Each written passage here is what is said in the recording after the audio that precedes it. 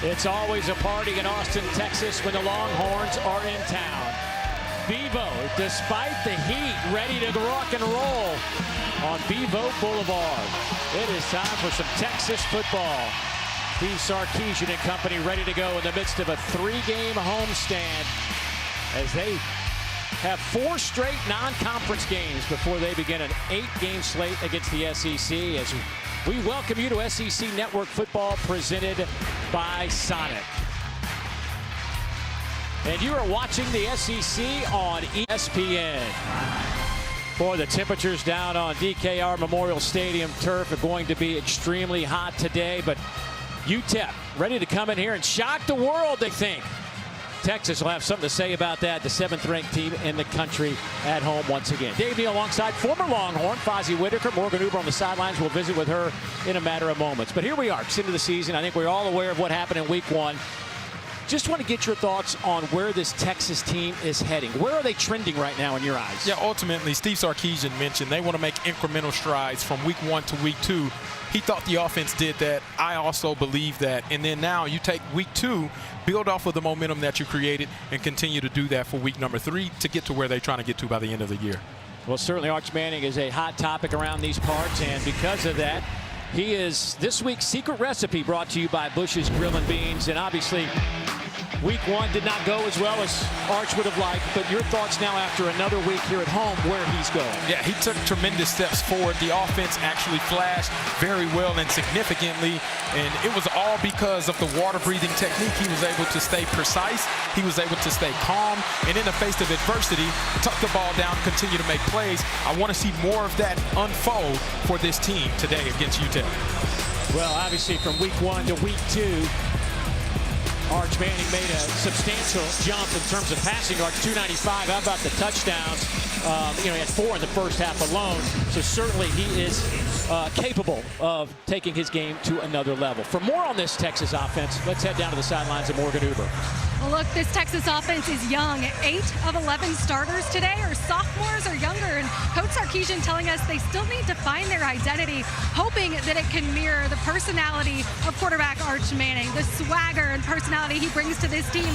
Everybody feeds off of it. Arch also echoing his coach's comments, saying, I'm at my best when I'm loose and playing free, but also recognizing the importance of his growth. He needs to continue commanding this offense and realizing when things break down, he's still got to be a playmaker and make things happen. Well, certainly that'll be the key for him. It's make things happen. And you could say the same thing for the guy running the show offensively for UTEP, Malachi Nelson. It's not very often, folks, you get the top 2 quarterbacks in the class of 2023, or any class for that matter, on the same field at the same time. That's the case today. Malachi, though, has had a circuitous route to get to UTEP. USC, Boise State now here. Hadn't played in a couple of years. Your thoughts about him? Yeah, I think he found his landing spot. He feels right at home underneath Scotty Walden's offense. And the reason why is because of the sun-breathing technique. He is able to stay fiery. He is able to stay explosive, and it allows him to be dynamic. And this team is able to score at will just because of the dynamic firepower he brings to the table. He is the leader of this offense, and this UTEP team depends on him to be at his best whenever they, as a team, are at their best. Well, they played their best game, perhaps, under their coach, their young coach, 35-year-old Scotty Waldron last week, beating UT Martin.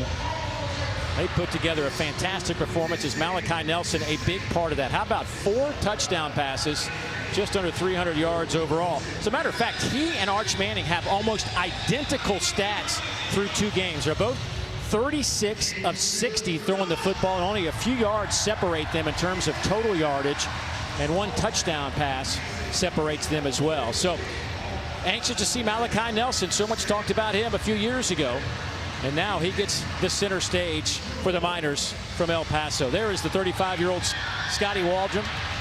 Scotty, Coach Walden is one of these, I can't even begin to describe the energy that Coach Walden brings to the table. I can tell you this, he will be worn out when this game is over. There's another guy that's calm, cool, and collected, though, on the other side, Steve Sarkisian. Boy, what a job he has done. Obviously, despite that loss to Ohio State, everything that they want to play for is still out in front of them. And he seems to think that every snap that they can take with this young group of players will just make them that much better. Yeah, it's a great opportunity for both of them to see where their depth is as a team offensively. And for UTEP, they're going to have their opportunities to play against a Power 4 opponent. The matchup is at hand. Excitement is on the brim. It is a hot day, and there's a look at Scotty Walden right there, buddy. He is ready to go. He'll be like that all game. 93. The feel-like temperature on that turf will be well over 100 degrees today. Brian Niblett and C.J. Baxter back to return the kick as UTEP won the coin toss. They defer, so Texas will get the first opportunity to put points on the board, and we are underway here at DKR Memorial Stadium. Here comes Niblett out of the end zone about a yard deep. And hit at the 21 and dropped right there. Well, here comes Arch Manning. 6'4", 220-pounder. Last week, 19 of 30. 4 touchdowns on the year, 36 of 30. Added 61 yards this year on the ground. And so what are you going to look for today? What's going to be a barometer of how well things are going for Arch? Yeah, ultimately staying calm in the pocket, but it's all about precision and accuracy for Arch. He's had some errant throws in week 1 and week 2. Hone that in and make this offense go on first and second down so they could be better on third. Point of emphasis this week, that first and second down situation. Let's see how they handle that here on their opening play of the game. So far, so good. Out over the 25 to the 28-yard line goes C.J. Baxter. C.J. up over 100 yards on the year. Udoko Izani making the tackle there. This is a defense, by the way, from UTEP. Oh, boy, that is not a good sign. I'll finish that thought on the UTEP defense. Already down Trey Wisner. And if C.J. Baxter, who's coming off an injury from last year, is banged up, well, that running back room is going to get thinner and thinner. Yeah, and can't really tell where he's shaking up. It looks to be on the lower body aspect. He's able to walk off at least under his own will, which is positive, but he's already gone through a lot of adversity as is in his career so far at Texas. Christian Clark will come in to replace him. We'll try to get an update on C.J. Baxter as soon as we can. We'll pass it along. They'll swing it near side. Here's Clark. Over the 40, over the 45, out to the 47-yard line. And still on his feet. They finally spot him at midfield. He got an extra 3 or 4 yards out of that. Xavier Smith tried to bring him down, but it took a bunch of white jerseys. 23 yards. Yeah, Jack Indries, the tight end, does a great job of blocking on the edge and securing the opportunity for Christian Clark to get out there and make some plays in open field, and then obviously pick up a big explosive for a first down for this Texas offense.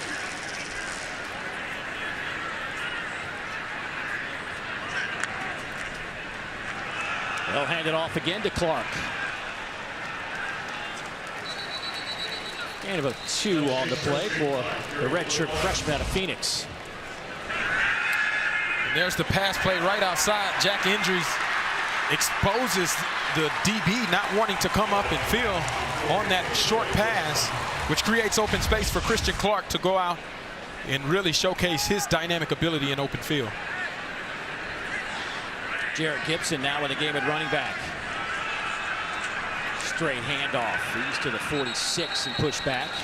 Micah Davey, their middle linebacker, who is just a tackle machine, coming in from McNeese. 5th-year senior out of Baton Rouge, Louisiana. Over 330 career tackles for Micah Davey.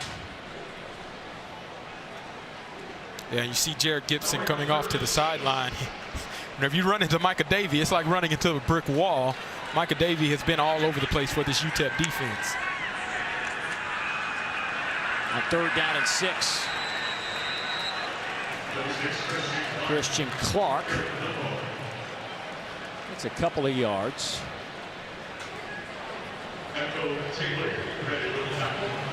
So 4th down. Looks like this offense is going to stay on the field. Yeah, I believe that's was the goal. You call a run play on 3rd down with the expectation of getting some yardage and expectation that if you don't get it, you're ready to be aggressive on 4th down in midfield. Texas 3 out of 7 on 4th downs this year. UTEP's going to take a timeout. UTEP.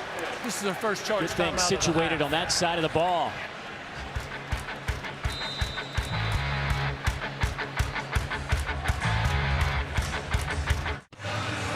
This UTEP defense has been fantastic this year. Look at the numbers. I know it's only 2 weeks in, but they have caused a lot of problems for 2 offenses at Utah State and UT Martin with getting in the backfield and being very disruptive.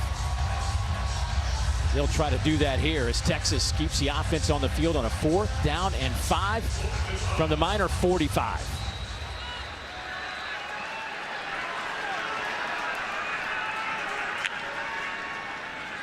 Miners have had 4 stops on 4th down this year, as opponents have tried to go for it on 4th down 6 times. Manning. Sidearm sling, and that one's a little bit behind Ryan Wingo. Boy, he had plenty of time.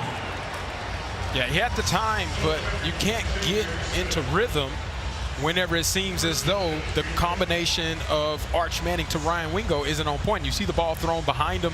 That's an extremely difficult pass to make, going across your body, resets his feet, but it's just going against your body and the momentum that makes it that much harder to be accurate.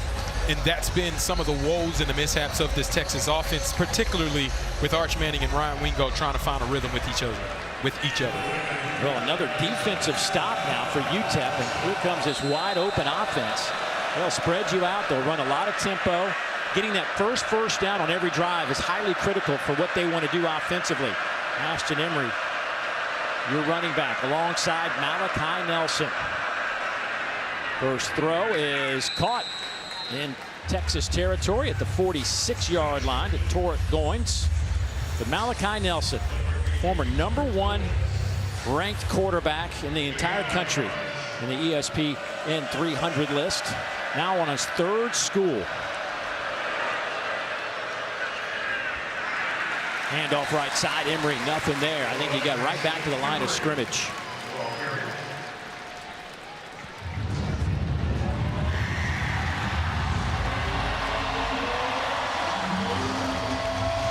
So the Miners will make a couple of substitutions. This is one area that Texas has been so good at. They're limiting their opponents to less than 26% on 3rd down conversions. On the flip side, UTEP has converted 32%. They'll try to get it here, and it's right on the line to gain.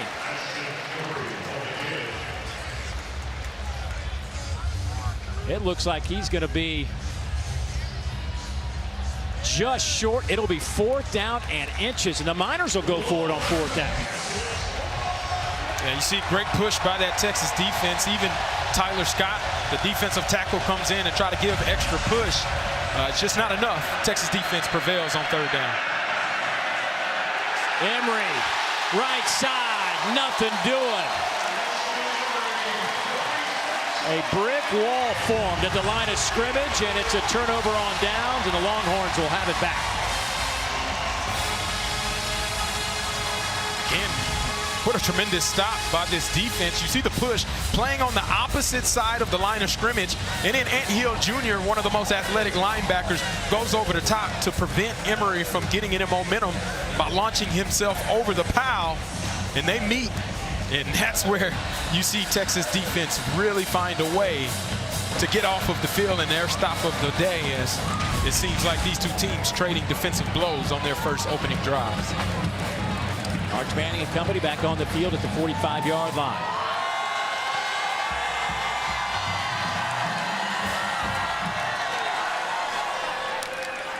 Jarrett Gibson will start this drive in the backfield.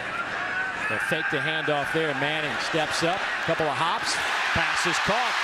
Parker Livingston, another big reception for the guy who leads this team in receiving yards, and now tied for the lead in reception to pick up a 22. Now you see the play action at work there. Arch Manning comfortable in the pocket, and then precision and precise. That's what you see to his #1 go-to target on the offense, Parker Livingston. That's the connection that has been so strong and solid for Arch Manning in this offense. You can see the production that these two have. The chemistry is made apparent. 6 receptions, 175 yards coming into the game, 2 touchdowns to Parker Livingston. Not to mention he had an 83-yarder last week. Handoff right side to Jarrett Gibson. He's met by Xavier Smith. We'll spot him on the 22-yard line. C.J. Baxter got 1 carry left, hobbled off the field for more. Let's go down to Morgan. Well, guys, after that first series, he came off the field, gingerly walked into the medical tent, was in there for several moments, and then walked in his own power, able to get off the field, but toward the Texas locker room. Handoff again goes to Gibson. Now, we expected to see quite a bit of Christian Clark and Jared Gibson today. I just think that maybe a little sooner than anticipated. But now C.J. Baxter, all eyes will be on that young man as the top 2 running backs now out for at least a moment.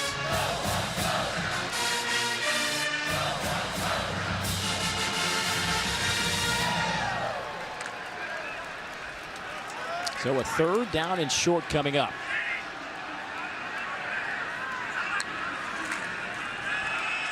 Straight handoff. Goes right to Gibson. Neil Campbell came diving in there. It'd be the first Miner to get a helmet on him. And this will be 4th down and about a half yard, maybe a full yard. And again, Texas keeping the offense on the field. Yeah, I'm very curious to see. I think they try to force it in there with some play action, fake like they're running in the middle and try to get somebody in the flats. Inside handoff goes to Gibson. Well, they kept Clark and Gibson in the backfield. They gave it to Gibson, who has the first down after a pickup of 7. They'll spot it at the 15. I like this misdirection. You motion a guy out of the backfield, try to lighten up that box. You find huge holes on the inside with DJ Campbell leading the way, and Jared Gibson picks up the first down for this offense. Well, red zone's one of those topics we talked with Steve Sarkisian with yesterday. And says, hey, man, we just got to be a little bit better. I mean, it's not great numbers through 2 games. See how that practice has paid off. Manning scours the field, looks left, trying to get something to open up. Will take it himself. He's hit at the 10 and falls forward near the 8.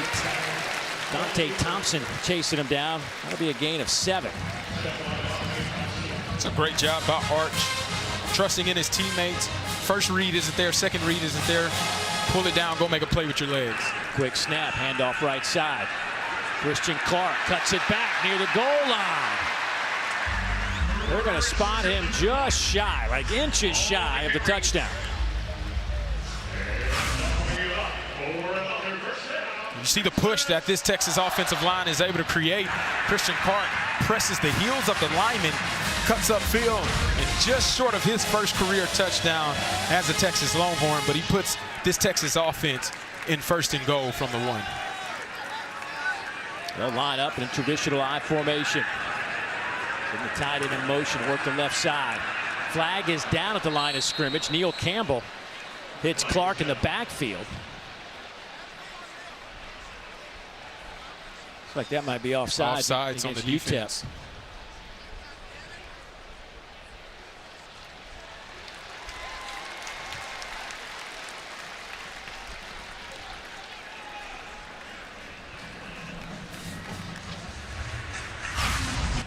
You want to see UTEP had some issues trying to get a defender on the field before he could get set. Arch Manning snaps the ball wisely, picks up a free play and half yardage to the goal line. Same formation. This time they'll work the right side. And again hitting the backfield. K.D. Johnson, the 5th-year senior out of Houston, slicing through that line. That's a loss of 2. Yeah, K.D. Johnson's ball get off. It's unbelievable. Splits the double team, stops the running back in his tracks, and then creates another TFL, which is what has made UTEP's defensive line so tenacious, is playing on the opposite side of the line of scrimmage. Averaging over 11 tackles for loss per game early in this season. Get another one there. Gibson to the left of Arch Manning. They'll stack receivers to the left side. Bringing Wingo in motion across the formation. Manning looking left now. Coming to the near side. Throws it up in the air for Wingo. And a flag comes out. Dante Thompson back there in coverage. Seem to be tussling with each other as the ball was in the air. Which may go against the defense.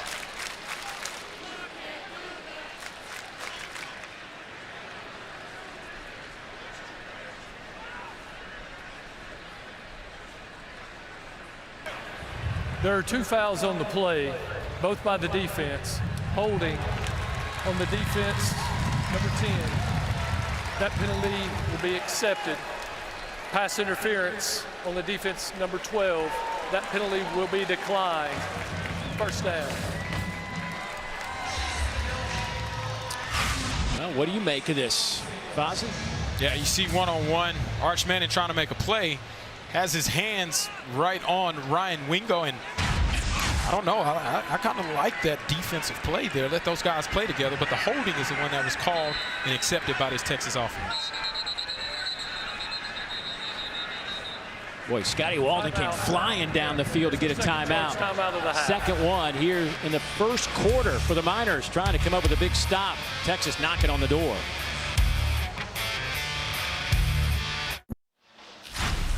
Well, now it's time for kind of a big deal, brought to you by Old Trapper. Red zone issues for Texas. What's going on? Yeah, ultimately they haven't been able to punch the ball in. You see 4th and 1 against Ohio State, the second time that has bitten them in the butt. Another opportunity, week 1 against Ohio State, 4th down, try to go his favorite target, he can't find it. And then this is just last week, Arch Manning makes an ill-advised throw. It creates a turnover for the opposing team. Sark mentioned, hey, be smart there, tuck the ball. It's early in the downs. Allow yourself the right to reserve for the kick. And those are the issues that this Texas offense has experienced in the red zone so far this year. Well, the fourth play, since it got down to the one coming up, 2 of them resulted in penalties. First and goal. Arch Manning, nice play fake, scoots into the end zone, and Texas is on the board.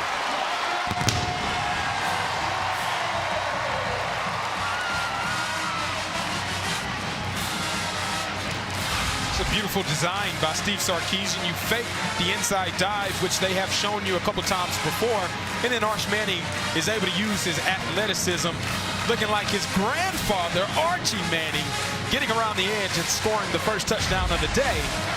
Texas Longhorns up 6 points now after that run. Second rushing touchdown of the year for Arch Manning as Mason Shipley comes onto the field. Transfer out of Texas State. Attempting the point after. It is up, and it is good. So Texas strikes first. Arch Manning tried to throw for it a couple of times and says, you know what, I'll just take this myself. 7-0 Longhorns.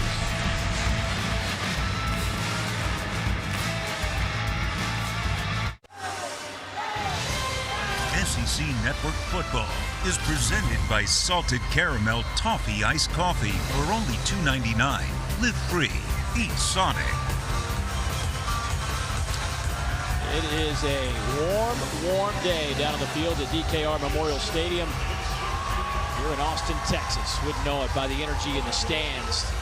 These folks hoping for another trip into the college football playoffs and get through the semifinals into that championship game.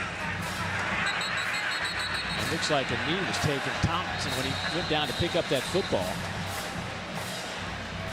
Rolling on the field as the runner's knee was down. It's first down. Well, our Week 3 SEC Network football lineup is capped off by Vandy in 11th-ranked South Carolina at Williams-Brice Stadium at 7:45 Eastern Time. It's also available on the all-new ESPN app, so you can watch anywhere. And don't forget that coming up after that game tonight, it'll be SEC Now, Dari Noble, Chris Storing, Benjamin Watson will take you through the biggest stories of the day and break down all the games. It's also available on the all-new ESPN app. Vanderbilt's lost 16 straight meetings to South Carolina. And they're looking for their first 3-0 start since 2017. That'll be a good one tonight. Oh, yeah. I'm excited to see that. And again,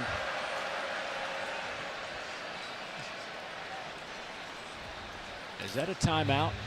We got a timeout, but Dave, I do have to point out that's a critical mistake from UTEP. Thompson goes back deep, feels the ball with the knee on the ground.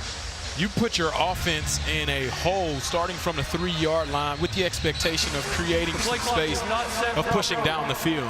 UTEP will not be charged with their timeout. They have 1 timeout remaining from the half. Please reset the play clock to 25 seconds. Start on my signal.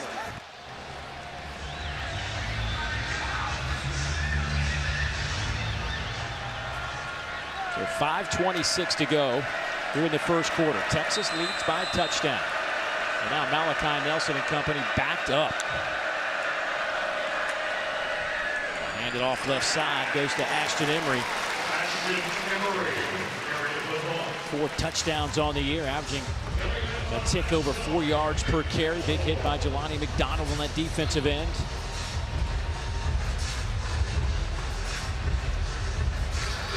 Little breathing room. It's still going to be second down. And let's call it 8.5, maybe 9.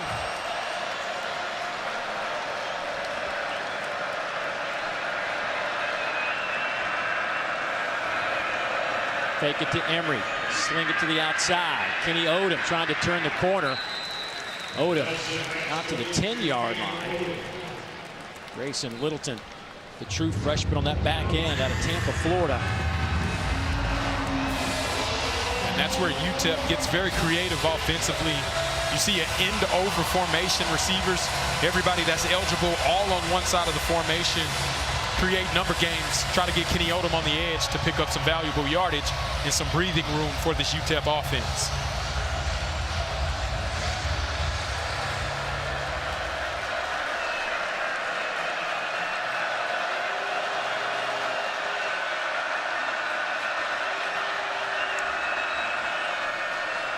Little run blitz, and Emery catches him in the blitz, and he should have enough for the first down. It's really close. The line to gain was at around the 13-yard line. I think they're going to give it to him. Yeah, Ashton Emery is one of the hardest runners on the football field. Sheds a tackle by Leonga Lafau, puts his head down and try to get a little bit more on Jelani McDonald, and it is enough to pick up a first down for the UTEP Miners offense.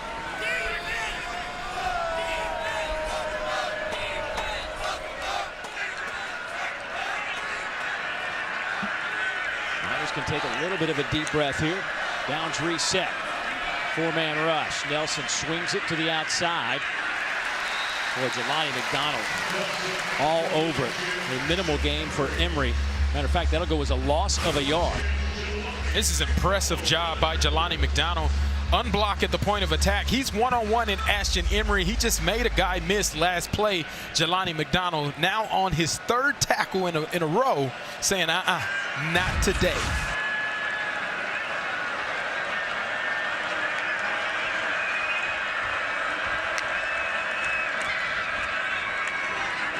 Another inside handoff to Emery. He's met at the line of scrimmage. Ethan Burke, that 4th-year senior from right here in Austin, and Levon Johnson transferring from Maryland, making a play. Also going to look at Moran Watson. Some big boys up front. Well, it didn't look like Texas was set defensively. Nelson tries to catch him, lost it up in the air, and has to throw it away. Pressure came from Hero Canoe. Texas just got away with one right there. They had 2 guys coming off the field that just got out of bounds before the ball was snapped, but confusion, defensive line not set. Thankfully, they were able to get into their base coverage or call on their behalf to be able to rectify the situation and force an incompletion for 4th down. Miners will have to punt it away. Noah Botsford, a transfer in from Valdosta State, averaging over 48 yards per punt. Sends away to Ryan Niblett. This is very returnable at the 47-yard line. Niblett cutting it back across the grain, and he is stopped at the 31-yard line. So a short field coming up for the Longhorns with 2:12 to go here in the first quarter. This is how you flip field position. You get a guy that's dynamic and in space. He feels the ball on the move. You got blockers in front, makes a guy miss, lowers that shoulder. Anytime you can get double-digit return on a punt, and you're doing something very well, it sets up this Texas offense already in position to be in striking range. 22-yard return. Arch Manning, 2 of 3, 45 yards, has a rushing touchdown to his credit. Still waiting on that combination of Manning to Wingo to get on track. How about a little reverse to Wingo? That one was snuffed out immediately by the Miners. Justin Content on the back end. That sophomore corner. Loss of 2. That Content was ready for this, coming off of a big return. You got to stay at home. Keeps that leverage. And then one-on-one. is able to take out the legs of Ryan Wingo and create another TFL for this UTEP defense.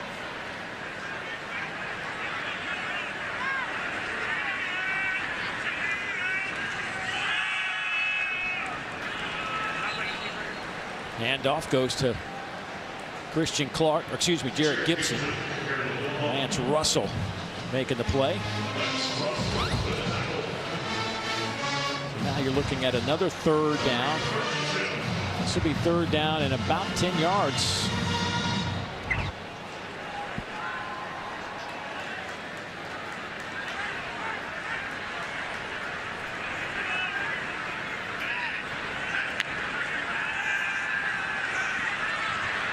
Coming near side, gets that one to Clark. He's hit at the 25, breaks a couple of tackles, diving for that line to gain, and he may have it. Had to get down to the 21. Let's see where they spot it. Looks like he might be a little bit short of the line to gain by maybe a yard. Yeah, what a tremendous effort. Arch Manning finds Christian Clark in open space. He lowers that shoulder but keeps those legs driving. Low center of gravity and dynamic ability that he has to make people miss showcases why Texas is really high on Christian Clark. And he has some opportunities to already leave his mark on the game.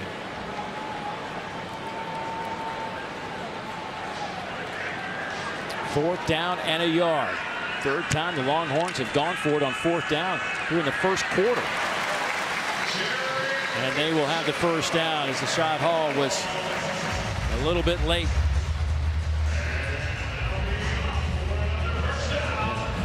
That will do it for the first quarter. Texas with an Arch Manning touchdown from 2 yards out. Lead it by a score of 7-0. Second quarter football coming up as the Longhorns trying to stretch this one out.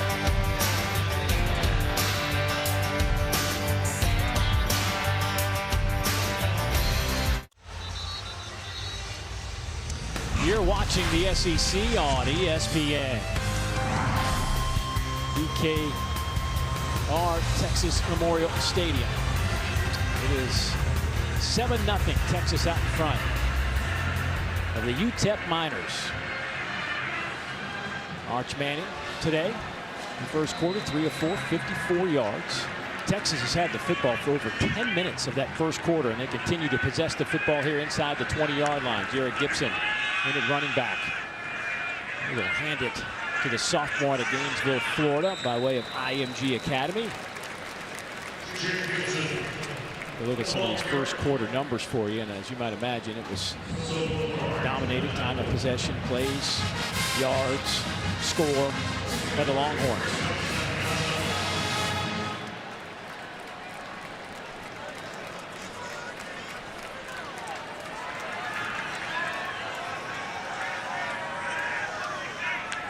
On 2nd and 7, they'll play fake it, sling it out to the tight end, Endrich. That'll be a gain of 5. It's a nice little RPO action. Fake it to the running back. You read where that post defender is, and if he's not there, hit it to your flat route with injuries, and you pick up a good 4 yards. Make it third and manageable is where Steve Sarkisian wants this offense to live. 7th catch of the year for the tight end who transferred in from Cal. Big part of this offense. Looking for Wingo, and just off his outstretched left hand. Incomplete. That's kind of the story, right? They're just a step off, a foot away. Yeah, just a tad off. Ryan Wingo runs the wheel route, gets the natural pick. It's just overthrown just a little bit. That's where those two have really struggled with overthrown passes or inaccuracies. And over the course of the season, you see 10 incompletions for only 65 yards and an interception versus the success that they had found last year. So another fourth down attempt. It'll be fourth down and about 3 to go for the Longhorns. They're 2 for 3 on fourth downs today. Manning coming near side, having to scramble, runs back the other way, trying to get somebody open. Stops, fires back across his body. That one's picked off for the end zone. A flag comes out around the 5-yard line. Xavier Smith with that interception.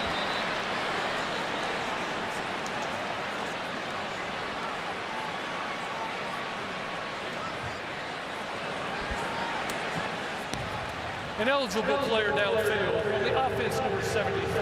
That penalty is declined. First down, UTEP. Wow, so UTEP with a huge turnover in the end zone will get the football back.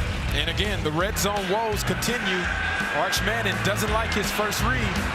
Tries to reverse field. Anytime you throwing across your body, bad things typically happen. UTEP able to capitalize in the end zone. First down, Miners.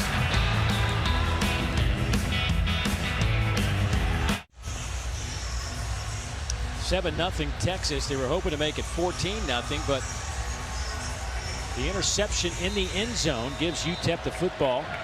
Now at their own 5. Their third drive of the game. They started at the 45, the 3, and now the 5. They have only run 10 plays to this point in the game. Malachi Nelson stands in the end zone. Quick hitter to the outside, and they'll get a couple of yards. Trayvon Tate got hit immediately.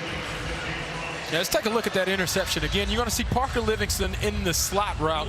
As Arch Manning rolls out, that's his first read. He should throw the ball right now. That's a pickup that could be easily done, and that's what Steve Sarkisian wants to see Arch do more of. That play blown up immediately. Ashton Emery nowhere to go because Travis Shaw just blew that play up. The first year Texas Longhorn transferred in from North Carolina, a loss of 4. Yeah, Travis Shaw one-on-one with Ivan Escobar. He's just too quick. Ivan Escobar doesn't even get a hand on him. You don't block a guy like that, he'll make you pay.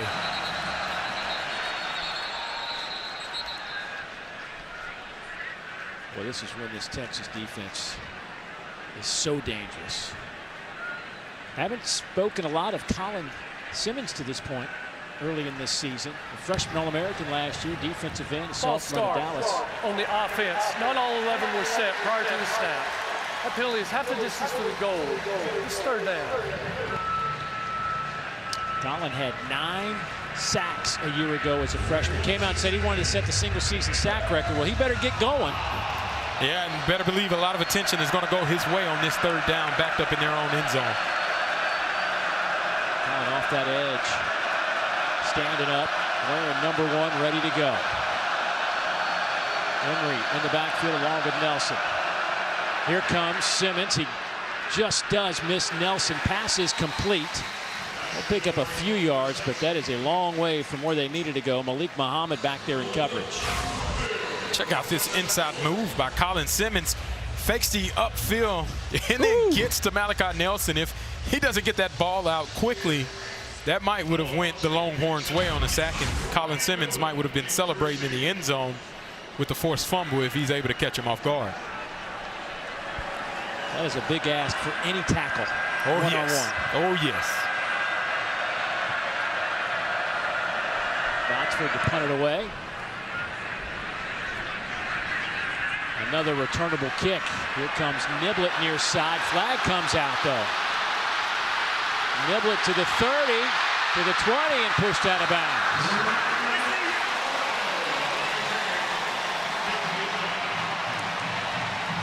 Niblett with a great return, but it might be coming back, Dave. We see some yellow laundry on the field.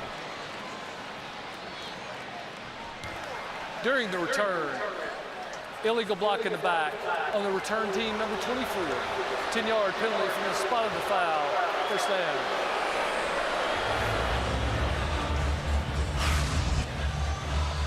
You see check down in the middle of your screen. Warren Robinson just extends that hand to try to aid in blocking his defender, but ultimately whenever you extend and push in the way that you did, that's an easy call the referee are going to make every single time, which has cost the Longhorns this season with a number of penalties that they had, 12 just a week ago, and they're outing against San Jose State.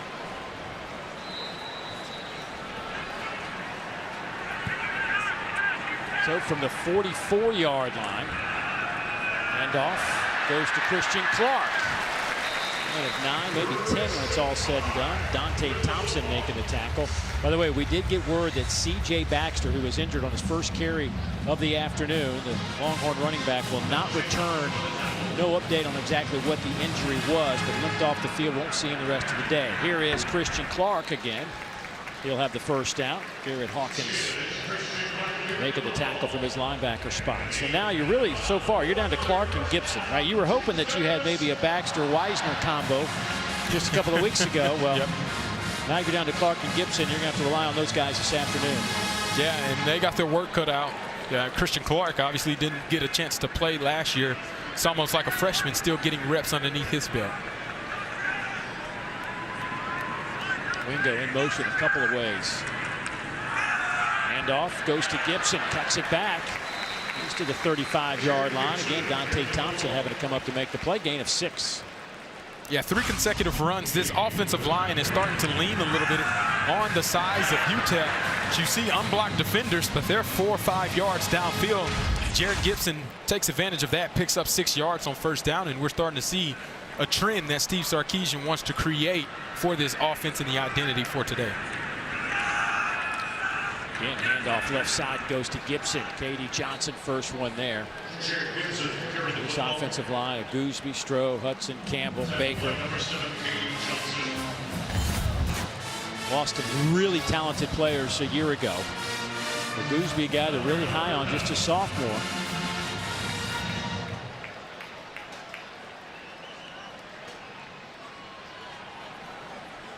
They go 312, 340, 308, 321, and 308 up front. Couldn't get much of a push on that one as Hawkins comes up to make a play on Clark. Coaches were a little bit worried about the quickness, the smaller size of the Miners defensive front, which has allowed them to get all these TFLs and sacks in the first couple of games. You know, that little half step that they get advantage just because of their quickness has created problems. Yeah, it creates chaos, and they move a lot with some of the shifts and the slants and the stunts that they do. And you can expect to see more of that here on fourth down as they try to confuse this offensive line and this Texas offense. Texas 2 out of 4 on fourth down. It's going to push the envelope again from the 35. They'll play fake it this time to Clark.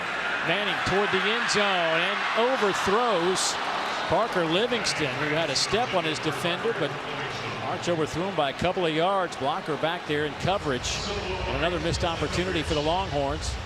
They will turn it back over to the Miners. Fake the play action. They've been running it well.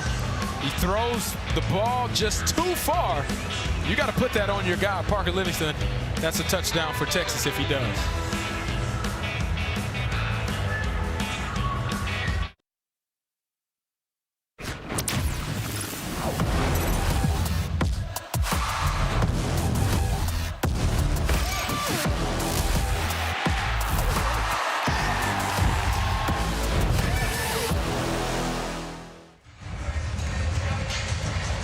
Welcome back to SEC Network Football.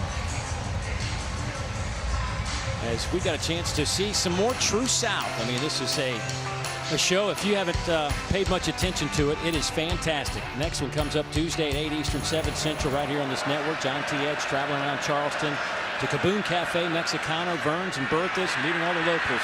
Big pass play down the middle by the Miners.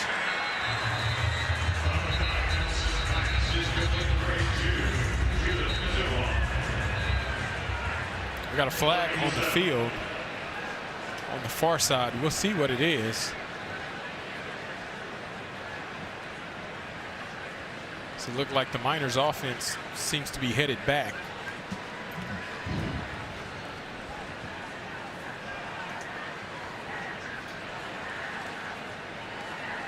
That was clearly the biggest play for UTEP this afternoon. Yes.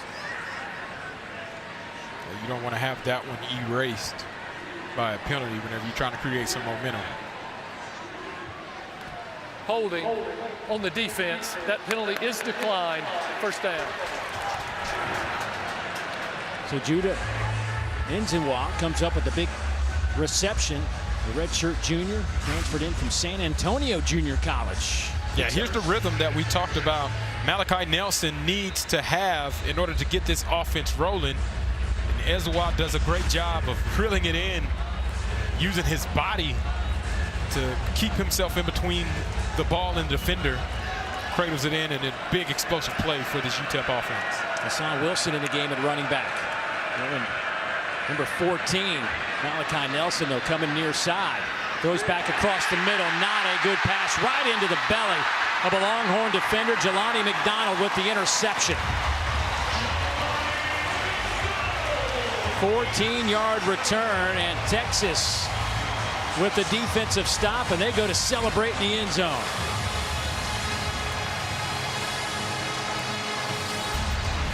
Back-to-back drives, Dave, where we see the quarterback escape out of the pocket. Doesn't like what he sees, tries to throw the ball across his body, ends up in the opposite hands. Jelani McDonald in Texas takes over the ball.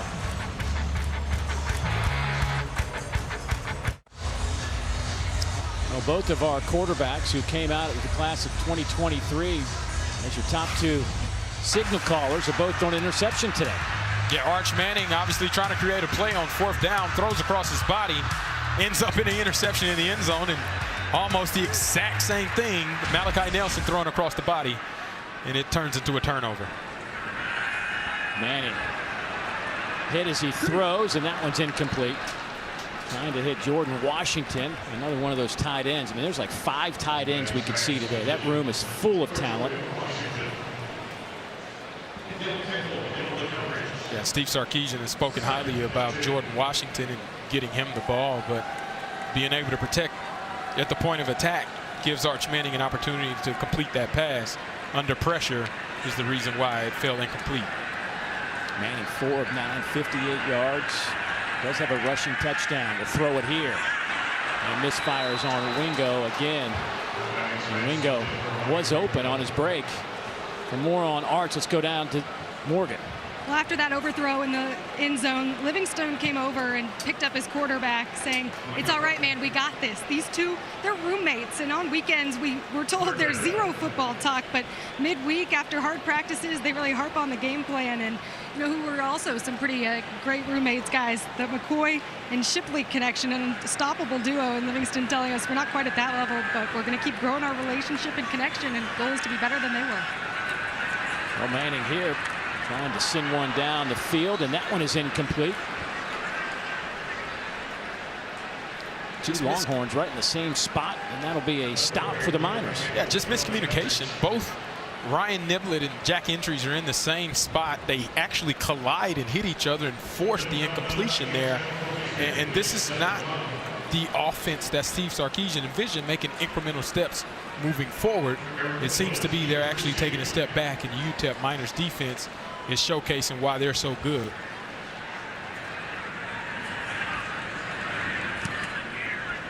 Bomeister punts this one away. Eric Willis back to return it, makes the catch, breaks a tackle.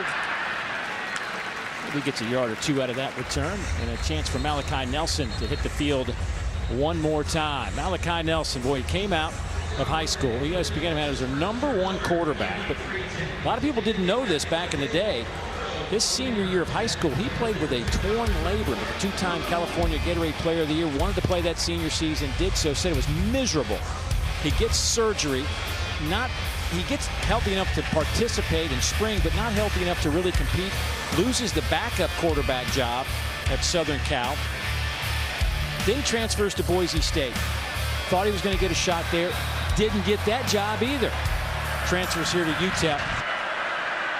Had to earn the job. Was not the starter out of spring practice. Scotty Walden telling us yesterday that he knew he wasn't the best quarterback coming out of spring. Spent a lot of time talking with the staff. What do I need to do to be better? They gave him a whole list of things, and he came back for fall practice and worked on all of those things and was a completely different guy. Mindset was right and really was the best quarterback throughout fall and won the job. Yeah, one uncharacteristic throw by Malachi Nelson, trying to throw across the body, but overall, throughout the course of this season, he's played fairly clean. That's what UTEP has to continue to do, is build off of those clean performances. 4-man rush will flush Nelson out of the pocket. Pass is away and caught at the 24-yard line. So it'll be 3rd down coming up. Eric Willis on that reception. One of the nugget about Nelson, you know, he originally had committed to Oklahoma, where Lincoln Riley was the coach. Caleb Williams was the quarterback.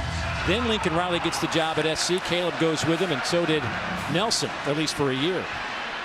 Kenny Odom, he is wrapped up as he got to the 25. thrown to the turf, and he'll be 3 yards shy of the line to gain. Anthony Hill Jr. on the play. We'll see how aggressive Coach Scotty Walden wants to be. All the way inside his own 30-yard line. I mean, it's 4th and short. And, I mean, it may not be nothing to lose for him. I take that back.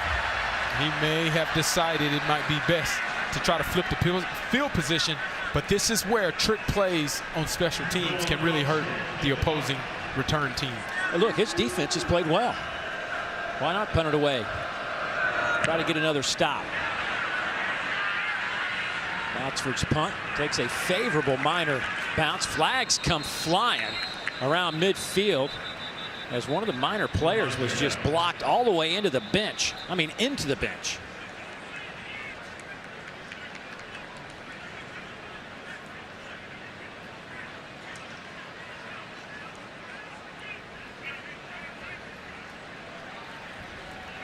We'll see who this is on, but showed the graphic a little bit earlier about the woes that Texas had last week in penalties. During the kick, personal foul, illegal blocking out of bounds on the receiving team, number 24. That penalty will be enforced half a distance to the goal from the end of the kick where it's first down. Boy, that's a bad mistake for Texas.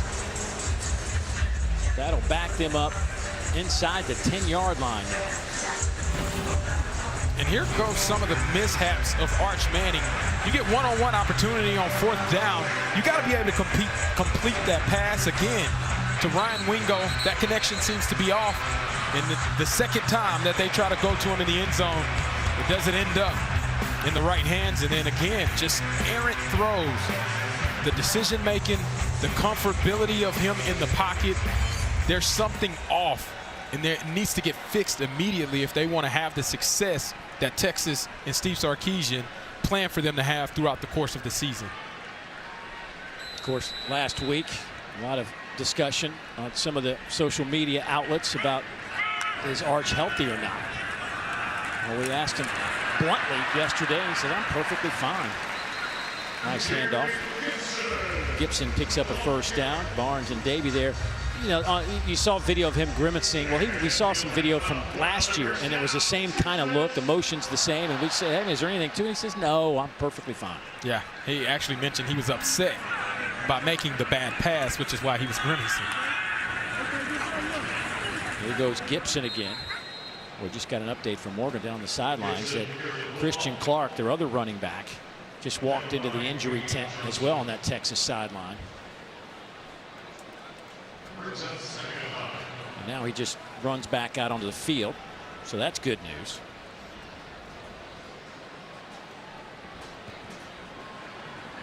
Probably had an equipment adjustment he had to make. Looks perfectly healthy here as he gets to the 20-yard line. Once again, C.J. Baxter out for the rest of this game. Got hurt on his first carry this afternoon. Limped off the sidelines and haven't seen him since, and we're told that he was done for the day. So it'll be the Clark and Gibson show. We might see a little James Simon along the way, but so far it's just been Clark and Gibson, a redshirt freshman and a sophomore. And it speaks to Morgan's report how inexperienced and youthful this offense is. And again, they have an opportunity to step up as they try to complete their first down on the day. 0 for 6 on 3rd downs. 4-man rush. Manning is flushed near side. Throws it down. That one is through the hands of his intended target. Looked like Emory Winston was the intended receiver, and that could have been picked off. Yeah, and again, Arch rolling across his body. He's trying to make a play, and it's just a little too high for Winston, and it almost turns into another interception for the UTEP Miners. But the Miners defense holds. That again, 0 for 7 on 3rd down. It's been the woes and the topics of what Steve Sarkisian has been trying to address with this young offense and getting that chemistry and balance down. Well, Amari, the 4th tight end we have seen today. Willis Back to return, calls the fair catch at the last moment. Boy, almost didn't get that right hand back down in time to catch the football. A 59-yard punt, obviously no return. And that is where the Miners will have it. Well, here's our all-new SEC Network fall football weekday lineup from Monday reaction to Friday previews. We have you covered throughout the season. Every show is also available streaming on the all-new ESPN app. There's a lot to cover throughout the week during football season. That is a busy, busy Charlotte office. You're right about that. So the Miners only trail by a touchdown. They were getting late here in the first half. Son Wilson in at running back, but they're going to throw it here. Dump it off over the middle. Pass caught there by Kenny Odom. Mark him out of bounds over the 25 to the 27-yard line. So a gain of 5, setting up second down and 5. Miners we haven't seen the tempo. That's because they haven't really got that first down to get it cranked up. Well, getting the ball to a guy like Kenny Odom, that'll get you some positive yardage. That's Malachi Nelson's go-to and a tremendous playmaker for this offense. Here goes Hassan Wilson. Turns the corner. Hassan had a 94-yard touchdown run in his last game. This time he's tripped up in Texas territory by Michael Taft, but another substantial gain. 30-yard pickup. Yeah, beautiful design by Scotty Walden, bringing his running back in motion and then hitting the jet sweep zone. Hits it up, big play. Here's some of that tempo. Pass is caught inside the 30 down to the 29-yard line. That'll be another Miner first down, pickup of 14.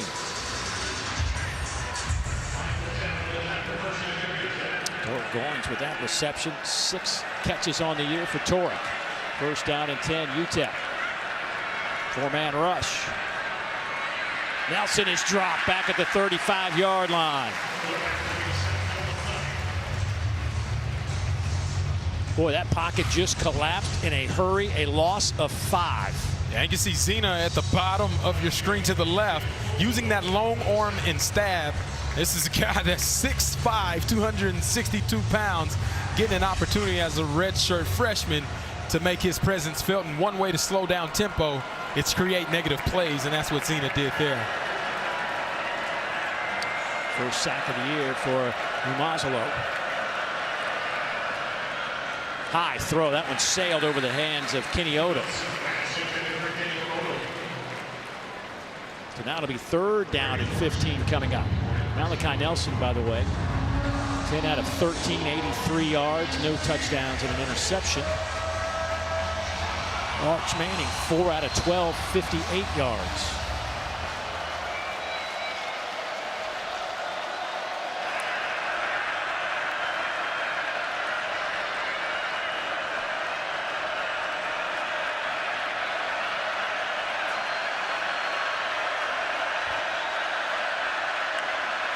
Pressure comes. Nelson throws over the middle. Pass is caught.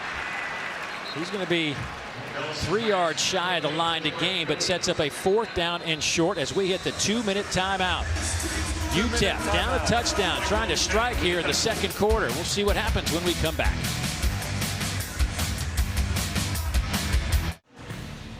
Auto Owners Insurance halftime report coming right up. We'll show you what's going on Rocky Top, how Bama and Mizzou took care of business. We worried about Texas here? Failure on 3rd down today, 0 of 7 so far. Interceptions too, back-to-back games in the red zone. 3 straight games with a pick for Arch, guys. I'll tell you what, guys, it has not been pretty. There has, the word we threw around yesterday in our meetings was get this offense in sync. Well, they have not been in sync today, that's for sure. As UTEP trying to strike here before halftime to knock this game up. It is 4th down and 3.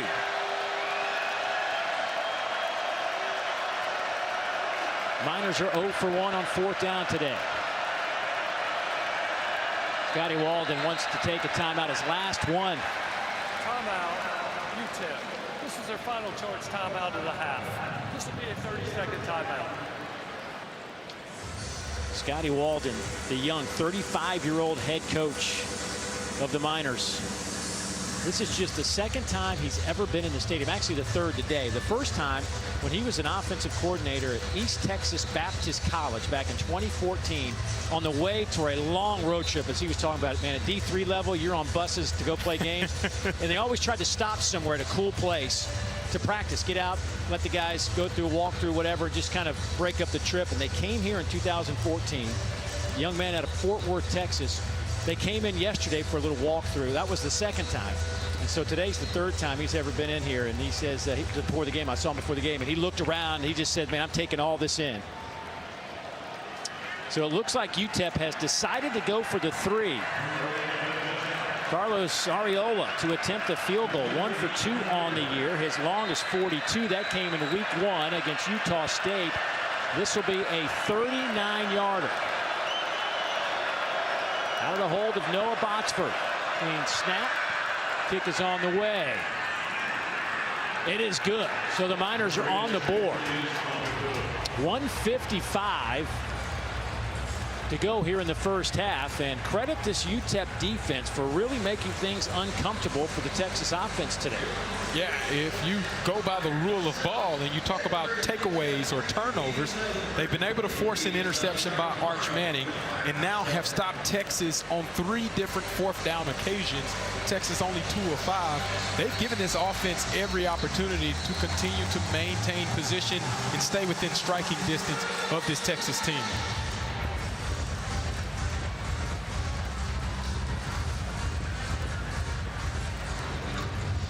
You're watching SEC Network football presented by Sonic. As we see what Steve Sarkisian's trying to draw up for his club.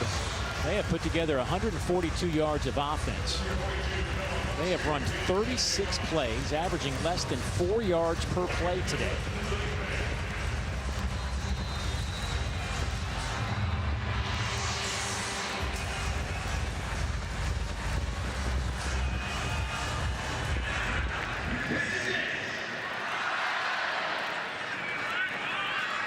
Coming out of the end zone, Ryan Niblett hit at the 20. Hit again and again and again, driven back to the 20-yard line.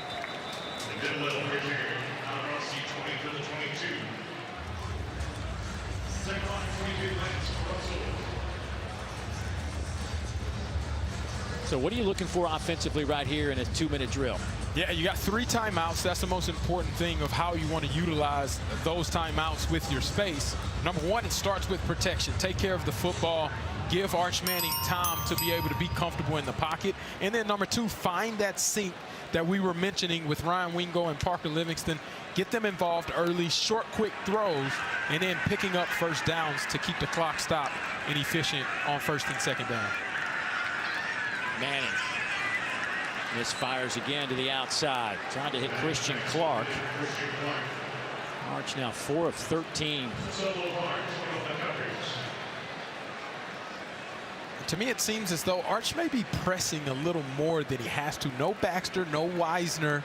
You don't have DeAndre Moore as well. 3 of your typical starters on the offense. The rhythm is off, and Arch may feel some pressure by forcing it. Handoff comes near side to Christian Clark. Helmet comes off. Elijah Baldwin, the bandit. Well, he looks good getting off that bus at 6'7", 230 pounds. He'll have to head up to the sideline after losing his helmet. Don't forget, 3 timeouts remaining for Texas. Boy, just looking at some of these numbers. Arch started 4 of 5. Due to the helmet coming off by number 32 of the defense, this carries a 10-second runoff. Texas has declined the 10-second runoff. The game clock will start on the snap. Well, there you go. Since that 4 or 5 start, Arch is 0 for 8 with a pick. That's not what you want to have happen, Dave. Well, he just needs a completion. I mean, I know it sounds simple, but I just think psychologically at some point it's got to start to wear on him. Yeah. It's similar to basketball, right? Just got to see the ball go into the hoop, get a layup. I think that's what needs to happen. That one could have been picked off, deflected at the line of scrimmage. And this offense will head back to the bench, and Texas will have to punt it away. And you see hands up in the face. It's a quick, easy throw.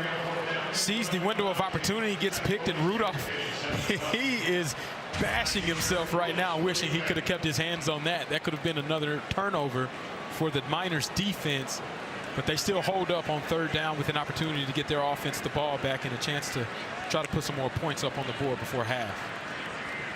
Eric Willis back to return this punt. Miners coming after it. It is returnable, however. Actually, fair catch taken. And so the Miners will have it at the 33-yard line with 1:27 to go. The problem is there's no timeouts. Yep. So you got to be able to get out of bounds, number one. If you have a chance to stay in bounds, or if the ball is thrown in the middle of the field, you got to pick up the first down so that the clock stops and then get to the mechanics of getting back on the ball. The beauty of it, though, is with Scotty Walden's offense, they have tempo built in already, so they know how to go fast, and that aids in the way that they like to do their process of running 2-minute drill at any point in time. Don't forget, last week you and I were South Florida, Group of 5, Power 4. We've got the same situation going here. These Group of 5 teams start beating these Power 4 teams. They're not going to want to see us coming into town. Yeah, it's bad omen. You and I right now.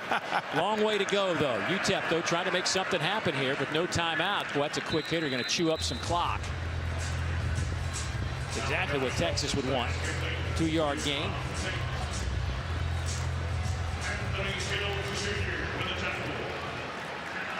Hassan Wilson in the backfield alongside Nelson, who's looking to throw again. Drops it off underneath.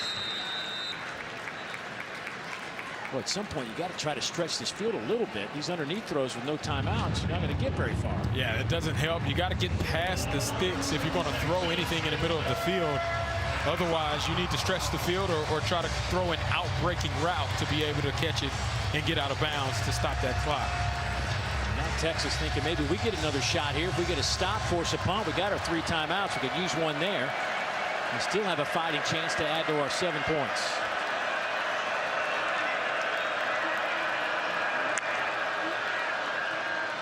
Hand it off to Wilson. Nowhere to go. He will lose a couple of yards in the process. Boy, Lianga with a foul with a big play and a perfect time. Number 16 getting it done. Number 18 getting it done. First charge timeout. Lianga's been great at being that Batman and Robin with Anthony Hill Jr. Leading tackler on this team, making his presence felt, getting that stop on third down and calling a timeout to see if he can help his offense create some good field position. Great talking with Lianga yesterday. You know, we forget about the COVID because we're so much removed, but he was talking when he was in high school. Hawaii shut down. That's where he's from. He and 5 of his high school teammates had to leave the island. They went to Washington, the state of Washington, to play high school football for a couple of months and then went back to Hawaii. That was his sophomore year, so he actually got a couple of years back in Hawaii playing high school football. But, man, you just forget about some of those stories of what these kids went through. They all lived together. Yeah, the 5 lived together. Ryan Niblett kicks that one. Watches that one kicked out of bounds. And there's a flag coming in a little bit late. Some pushing and shoving back at the 35. I'm just kind of watching that as it was unfolding down the sideline.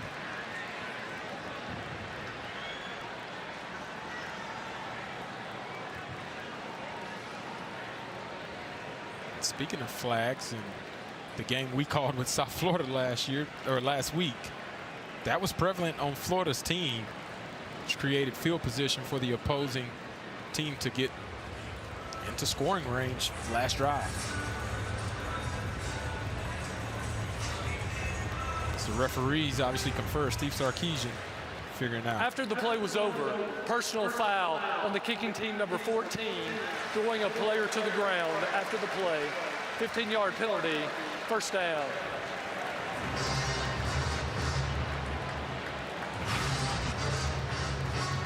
You're going to see here those guys getting into a tussle match, 11 and 14, and just throwing them down, which is silly as the ball already was punted out of bounds. The whistle had been blown dead. It gave free yardage for this Texas offense when now get the ball in UTEP territory on the 40-yard line. 2 timeouts for Texas.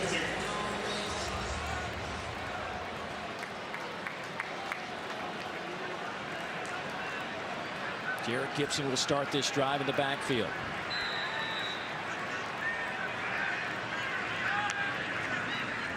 Arch Manning keeps it himself, sees a little bit of a hole to run through, and he will have a first down as he's pushed out of bounds right around that 30-yard line by Neil Campbell. Maybe this will help get Arch Manning a little more settled. Utilizing his legs is something he's done very well. Maybe that finds a way to get him into rhythm. Help this offense get some first downs, first down. That first completion for Arch today was 23 yards. It 58, but they're going to keep it on the ground right here with Jared Gibson. He'll pick up 8 more. 38 seconds to go. Longhorns line up in a hurry. Arch Manning trying to run forward, and he is held up, and he'll lose a couple of yards. That's Solo Barnes on the back end with a nice play. Solo Barnes has made a couple solo tackles and impact plays already for this Texas team. Arch 1-on-1 tries to take that inside shoulder. Solo Barnes is not buying it. Stands up and flexes again and stick that foot into the dirt, slide a little bit, slip and slide records into that tackle. Solo Barnes with the TFL. That's where this UTEP defense is deadly and dangerous, is by playing on the opposing line of scrimmage and creating losses for those teams in the run game. Regardless of what happens right here, if you're UTEP, you're heading into that locker room feeling like, hey man, we're in this no matter what the result is of this drive. Scotty Walden said to us, he goes, you know, I want our kids to embrace the moment. I mean, people talk about the G4, Power 4, you come in here to get a paycheck. He says, no, man, I don't know what the outcome's going to be, but we're going to go play to win. Whatever that looks like. We may not, but we're here to win. Yeah, all the pressure is on Texas is what he also mentioned. They get to play free, and that defense is playing free right now. There's a first down carry, hard running from Gibson. Solo Barnes met him, but a little bit late. They're in the red zone. They'll spot it at the 16-yard line. Move quickly here. Get the ball out. That's the first third down conversion of the game, and it comes in less than 20 seconds.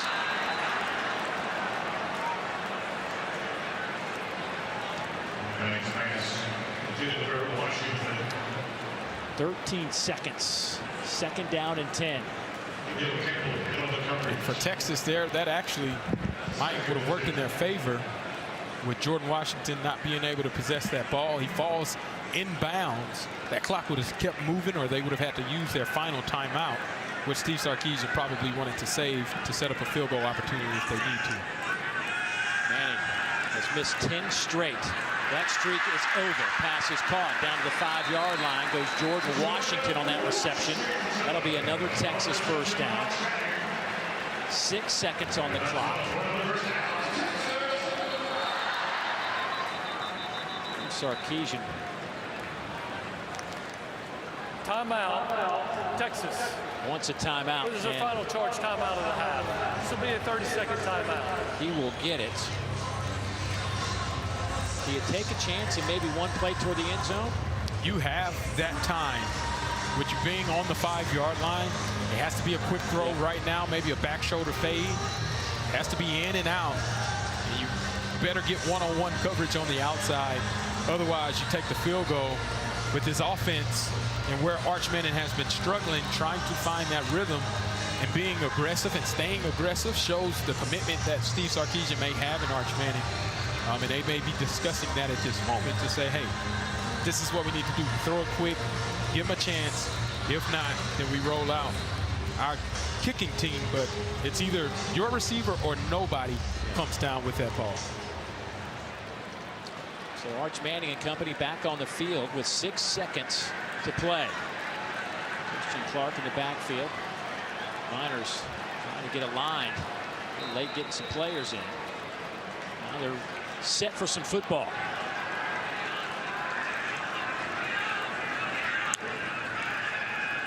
Manning sees some room to run. Touchdown, Texas. His second of the game. This one from 5 yards out.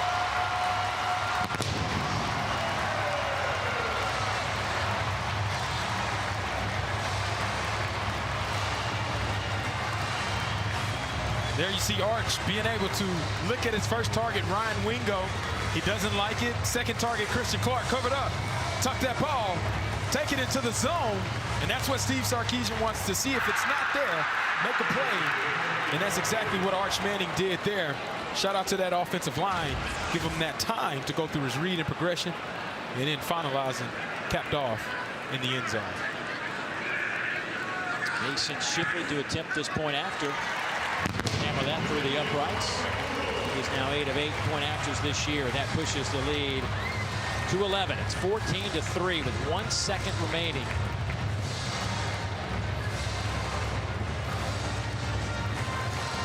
Boy, did Texas need that little shot in the arm.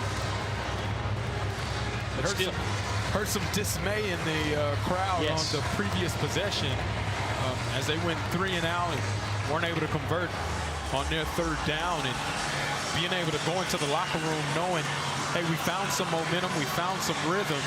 Defense gave us a stop. We got a penalty to aid in the field position starting off. And that creates that kind of impact that you want to go into the locker room, because UTEP gets the ball back in the second half. 7 plays, 40 yards. A little less than a minute on that scoring drive.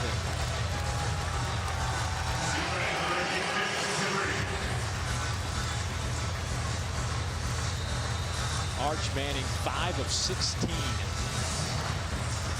69 yards.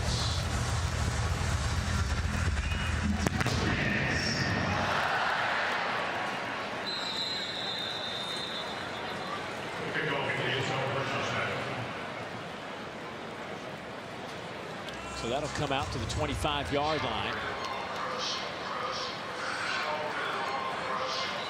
But I think UTEP will just take a knee and head to the locker room. I don't know, Dave. I can see a draw or screen possibly see if happening. he can break one here. Hey, you just got to see, right? He's aggressive. You never know. Hand it off. Son Wilson went 94 last week. Well, then give it to him. Ashton Emery in the game at running back, however. 94-yard run, longest play from scrimmage in UTEP history.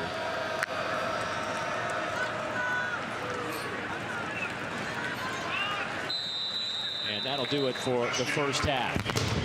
Not real crisp on either side, but Texas does lead it by 11. Battle of our top two quarterbacks from the class of 2023. Nelson 12 of 16, 99 yards. Arch Manning 5 of 16 for 69 yards. Both guys with an interception. Let's go down to Morgan. Coach able to create some rhythm there right before half, but what's the biggest challenge your offense is facing right now?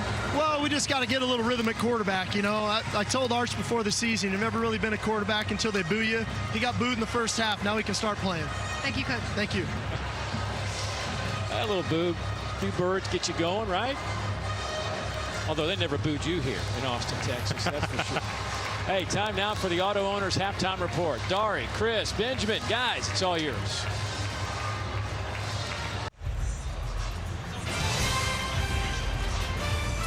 And welcome back to SEC Network Football, presented by Sonic. You are watching the SEC on ESPN. DKR Texas Memorial Stadium here in Austin, Texas. If you had a 14-3 halftime score in this one, folks, I'm going to start traveling with you. The Miners played some solid defense. I guess there were some self-inflicted wounds by Texas, but all in all, still a football game and 2 quarters left to play. Dave Neal, Fozzie Whitaker. And Fozzie, what do you make of the first half? Yeah, ultimately UTEP making it extremely difficult for Texas to move the ball. Texas got the score late in the second quarter to end the half, but ultimately it was very tough sledding for Texas to try to find a rhythm offensively, and UTEP playing lights out defensively.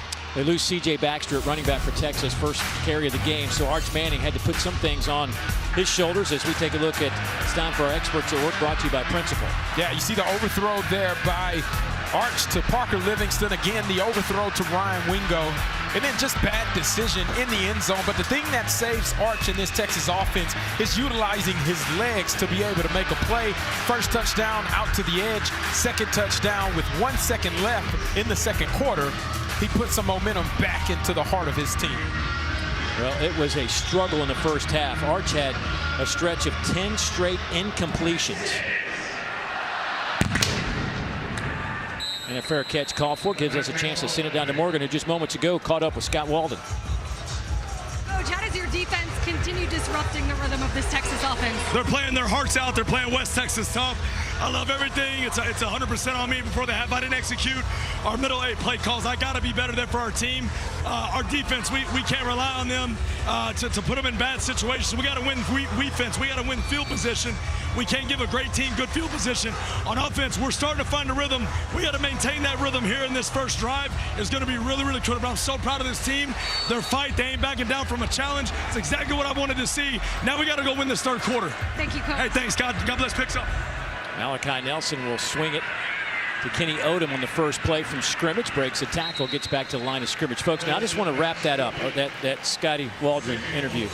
The energy, imagine 45 minutes of that in a meeting room. I walked out of there, I was exhausted. He is 100 miles an hour, so ultra positive, just possesses this good vibe, good feeling, and it's just, I mean, really just an enjoyable time with him yesterday in our meetings. Yeah, it made me want to run through a brick wall, that's for sure. I love the energy. I feed off of it. He's very passionate about what he does. Handoff in a nice game. That one goes to Wilson. Wilson, the transfer from Charlotte, didn't play in that first game, but busted out last week. 8 carries for 117 yards, including that 94-yard touchdown run. So third down and relatively short here for the Miners.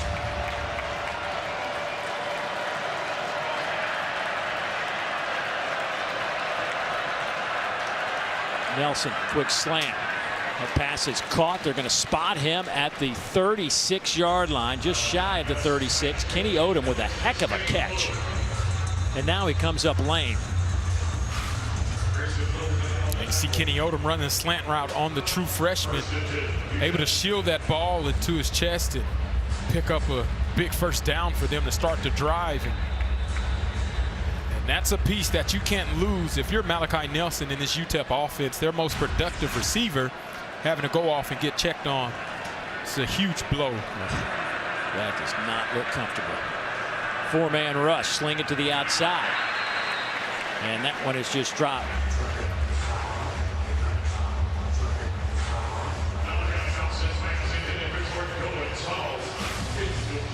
Got to make those. It's right in his hands. Malachi Nelson puts it where it needs to be. Goins just takes his eyes off of the ball before he catches it, trying to make a move. And that ultimately cost him the incompletion. Second down and 10. Here's Wilson. Boy, he is met right there by Ethan Burke, the first one to kind of get some jersey, maybe a yard on the play. Ethan Burke talked to him yesterday. He is all about winning.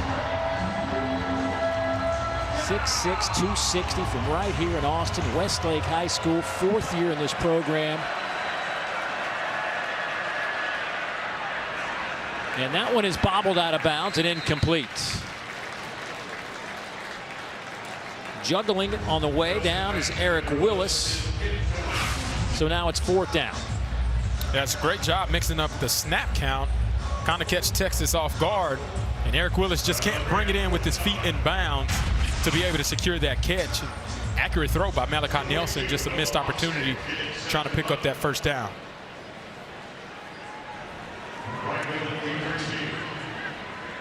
Ryan Niblett back to return this punt. He stands just inside the 20.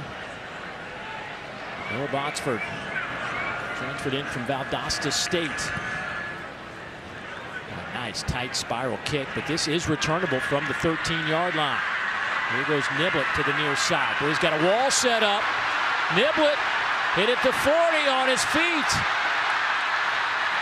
Inside the Miner 40-yard line. What a nifty return from Ryan Niblett, and that was set up very well. A 51-yard punt and a 49-yard return. Yeah, this play happens because they were smart blocks right on the edge. You look to the right of your screen, puts his hands up and shields that defender from being able to make the play on Ryan Niblett, but doesn't put his hands out to get that push in the back. And then Ryan Niblett does what Ryan Niblett does, one of the fastest guys on the football field, showcases that speed with a big return in plus territory for this Texas offense. Arch Manning back on the field.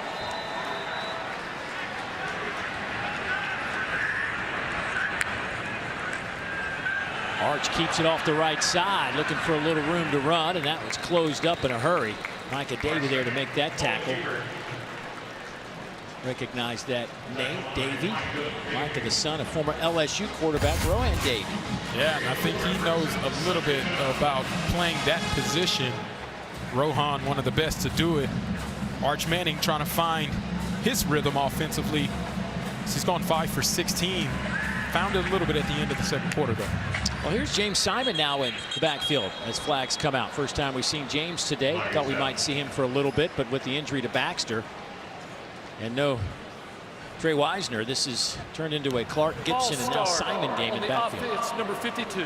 That's a 5-yard penalty, and it remains second down. Texas in that first half averaged just 4 yards per play.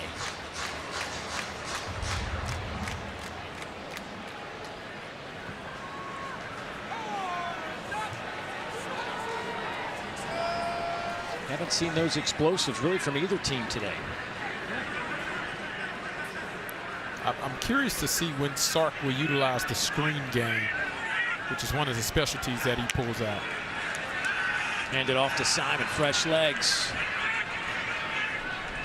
We get a couple of yards. Shot Hall, transfer from South Carolina State, first one there. He had a couple of sacks in his UTEP debut. Utah State. As Christian Clark will come into the game and replace Simon.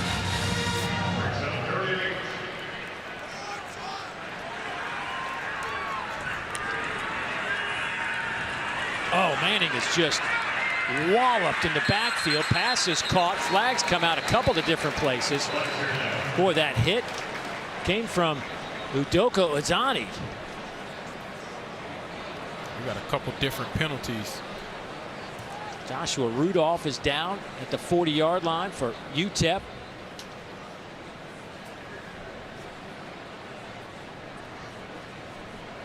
Boy, while they attend to Rudolph, we will step aside. Back in a moment.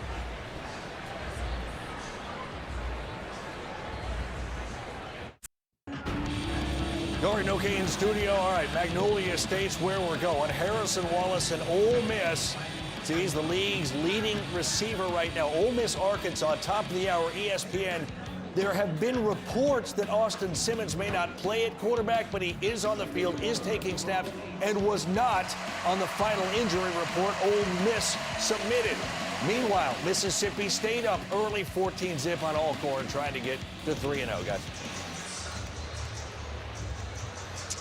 Thank you, Dari. Here, a lot was going on during that break, and they have waved off the targeting on Udoko Ozani. You and I, our first inclination when we had a chance to look at it during the break was pretty clean hit, just right in the chest. It looked clean. The referees agreed. So the offsetting penalties, though. Make it 3rd down and 8. Christian Clark in the backfield. Manning will take it himself. He's going to have the first down. Ozani able to make the tackle as he chases him down. Micah Davey had a chance but couldn't get the turf.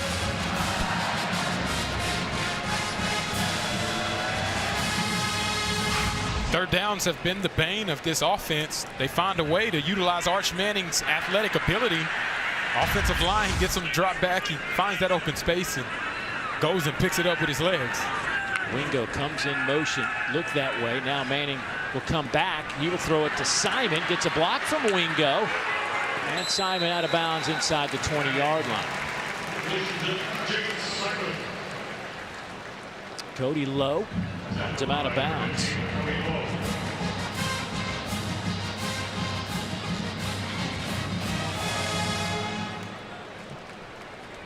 Wingo today has yet to catch a pass. Wingo on the season just 2 catches. You can't have that happen. It's a dynamic player.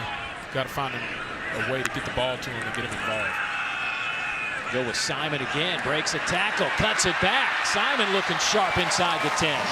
K.D. Johnson finally drags him down. Garrett Hawkins had a chance at him. Yeah, being able to run that outside zone play, and the read tells him to actually go inside. He says, nah, I got this. I'll make that guy miss. Sticks his head upfield and then goes and make a dynamic play to pick up that first down. James Simon starting to feel it a little bit in his first opportunity to play some football in that burnt orange uniform. Simon. Ball will be spotted back at the 13-yard line. That's a loss of 5.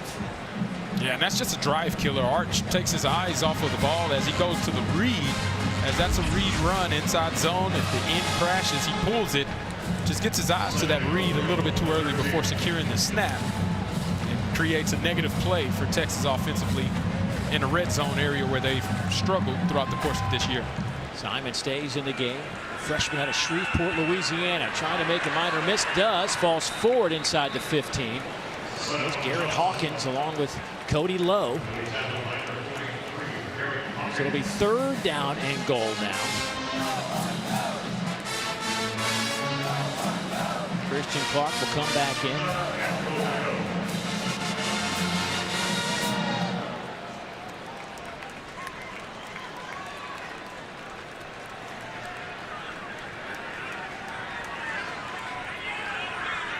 This is where Sark, probably in the headset, told Arch, be smart with the football here. Pressure comes. Manning looking, buying a little bit of time. Flag comes out in the backfield. Throws incomplete. That's going to be a hold. Izani was trying to break free of one of those Longhorn linemen.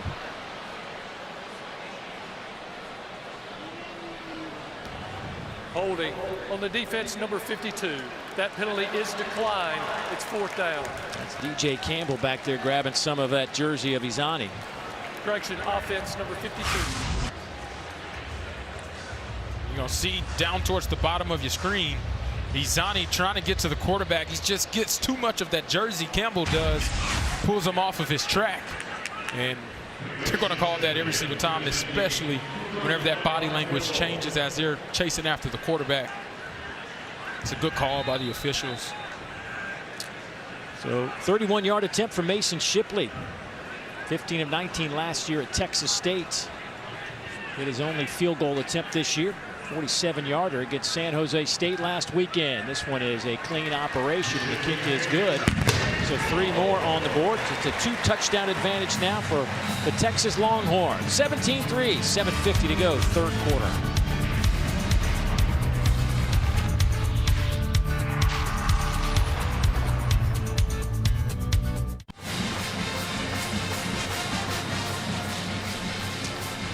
Well, ESPN supports the College Football Playoff Foundation's Extra Yard for Teachers Week every year to celebrate great teachers across this country who have inspired so many of us. Nominate a great teacher in your community by visiting cfpfoundation.org. And we look at Kyle Flood right there, the offensive coordinator, O-line coach for Texas. And interesting man.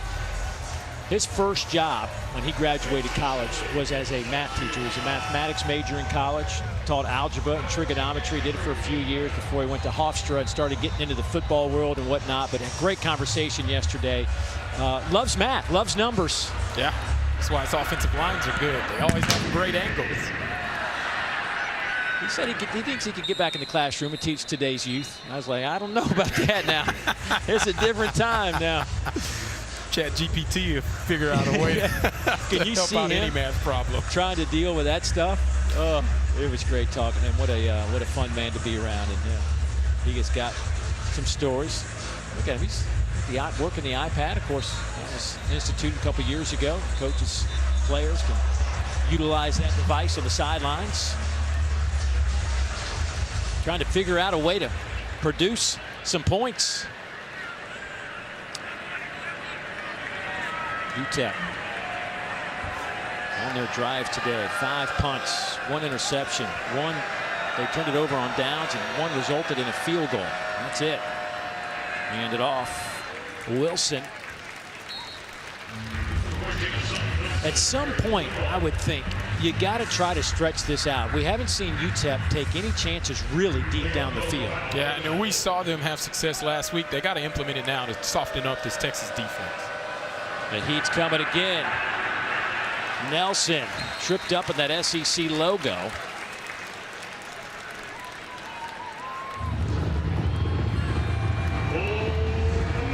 So now it's another third down.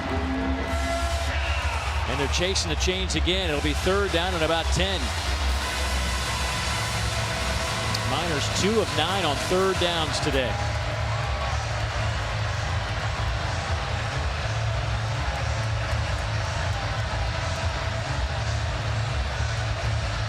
Malachi Nelson has to be smart with the football here. If it's not there, right, take what the defense gives you, live to fight another down.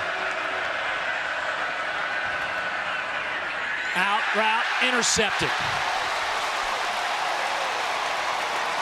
Grayson Littleton with his first interception for the Texas Longhorns. He'll be keeping that football. And there you go. Rhythm drop. Just makes the incorrect read. Grayson Littleton flies underneath that flat receiver, trying to get to the sticks.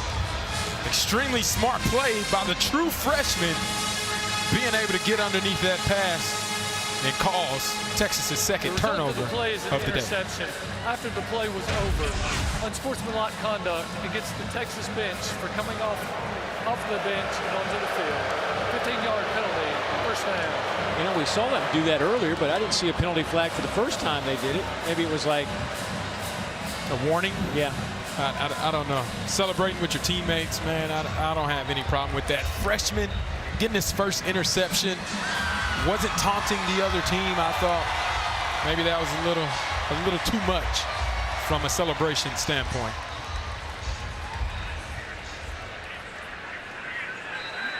So that'll back it up close to midfield. First down and 10 now for the Longhorns.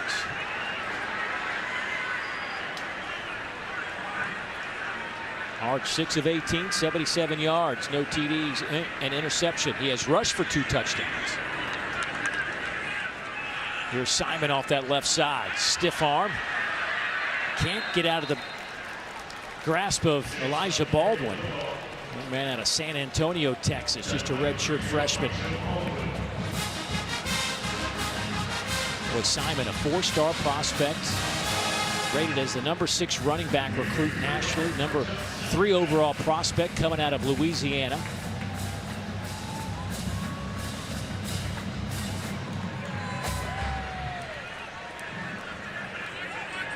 He averaged 9 yards a carry in high school. Whew.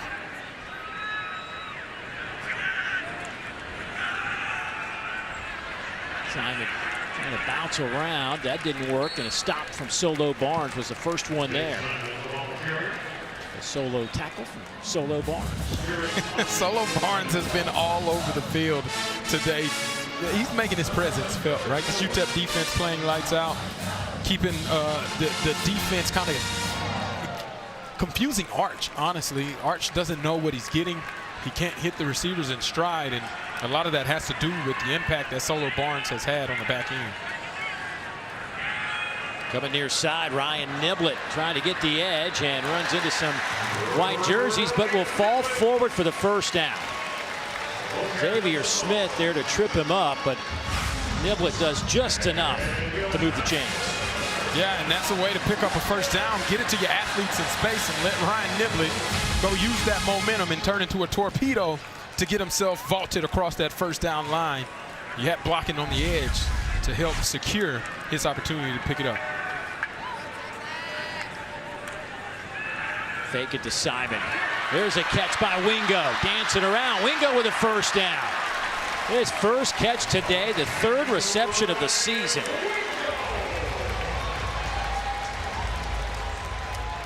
There's your screen game being implemented.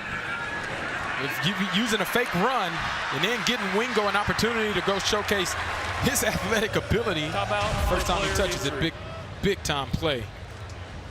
14-yard pickup for Wingo, injured player on the field. We will step aside. It is 17-3 Longhorns, and they're driving again.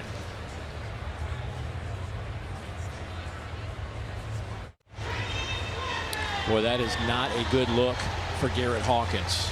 Garrett's in the game because Joshua Rudolph got hurt, and now Hawkins being helped off the field.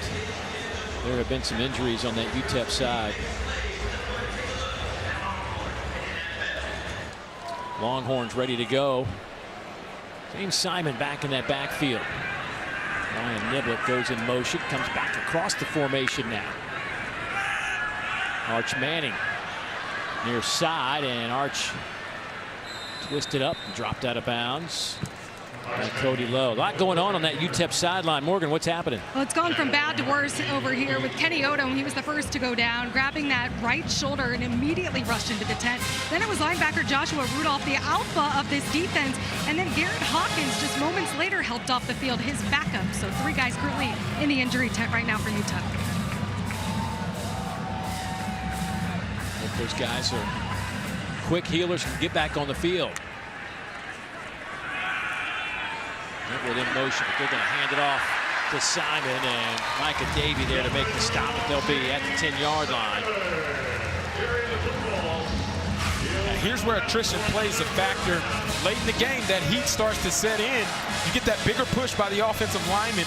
All the slants and the stunts, they start going away from where you want to at the point of attack. James Simon presses the heels and then able to shoot up and get a big first down already for this Texas offense pushing into the red zone. Simon 7 carries, 28 yards. His 8th carries wrapped up. Was driving but nowhere to go. First one there was low, then Wilson came in, and that was enough of that. Loss of 3.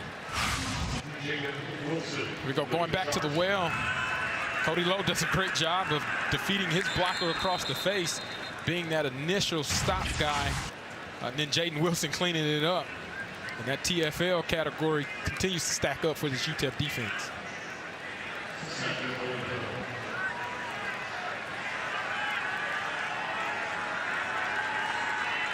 Second and goal.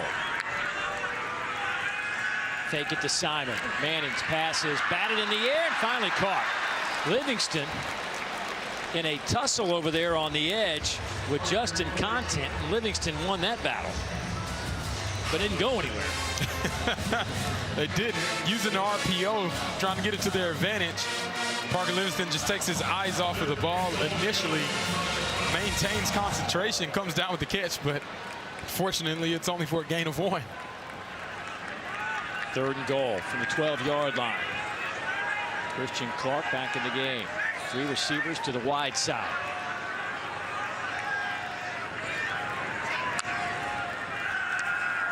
Manning looking. Still looking. Flushed out of the pocket, will throw, and that one is batted in the air. Deflected by Azani. And now it's 4th down. Here comes the kicking unit. And again, this offensive line gives Arch Manning all the time that he needs to make the right read. Keeps his eyes downfield, rolls out ultimately, probably makes a poor decision trying to throw it to the running back there with the defender in his face. Zani ultimately deflects the ball, but that could have been dangerous and going the other way had he been able to come down with that pass. So Mason Shipley. This will be a 30-yard field goal attempt. He's hit from 31 today from the near hash mark. This kick is on the way, and it is right down the middle. So another 3 on the board for the Longhorns. They will push this lead to 20-3. Well, we got a second. Let's get an update. Dari, what's going on? Dave, it has been a thriller from the jump. Georgia had just taken a 30-28 lead on Tennessee when Joey Aguilar finds Braylon Staley all alone. Joey Aguilar, 4 touchdown passes, ties his career high, 3:51 through the air, and Tennessee is up 35-30 early 4th. Our primetime game starting around 7:45 Eastern Time. Lenora Sellers in South Carolina. Look out, a lot of people like the Commodores down there. How about that quarterback matchup? Diego Pavia and Lenora Sellers going at it. That'll be a fun one tonight. We'll get you there as soon as we wrap up here. You are watching SEC football presented by Sonic. Dave Neal, Fozzie Whitaker, Morgan Uber down the sidelines. In a 20-3 Texas advantage. It has not been easy for the Longhorns today. Fair catch called for. Out to the 25-yard line we go. This Texas defense was good last year, and while they had to change some parts, they had 5 guys drafted. Yeah. I mean, that's a ton of talent. But they seem to have replaced that. Maybe not to the same level, but close enough. They've done exactly what they needed to do. Young guys have stepped up. Grayson Littleton getting an interception and making his impact felt. The interior defensive line also doing well, helping control the game. And then Michael Taft spearheading the defense on the back end. And obviously Anthony Hill, one of the best in the game, playing that middle linebacker position. Pressure comes on this run and nowhere to go. Right into a bunch of burnt orange jerseys. Hero Canoe, the first one there. This is a defense that's given up just 136 total yards today. 35 of those yards on the ground. They're holding the Miners to just 2 yards per carry. It's impressive considering what the Miners were able to do just a week ago against Tennessee Martin. Obviously, the big 94-yard run by Wilson was a big highlight, but they moved the ball on the ground at will last week, and Texas has taken that away from this UTEP offense. Ashton Emery in the game in the pistol formation. High throw, incomplete. It'll be 3rd down and a dozen. You know, you go back 2 weeks against Ohio State, this defense, they held the Buckeyes to just 203 yards. Buckeyes only crossed midfield twice. The issue was the Buckeyes scored twice whenever they crossed midfield. That is their first sideline warning. That is their warning for the game. It's 3rd down. 3rd down and 12.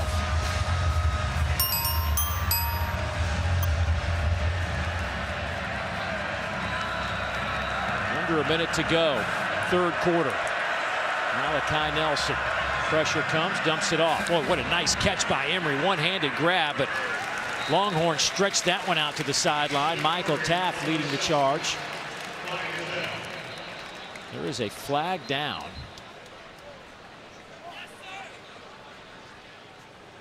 And an injured Miner. Judah Azinwa is the injured Miner, the tight end.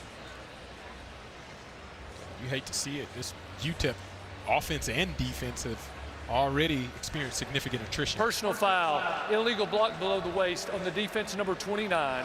That 15-yard penalty will be added to the end of the run, and it carries an automatic 1st down.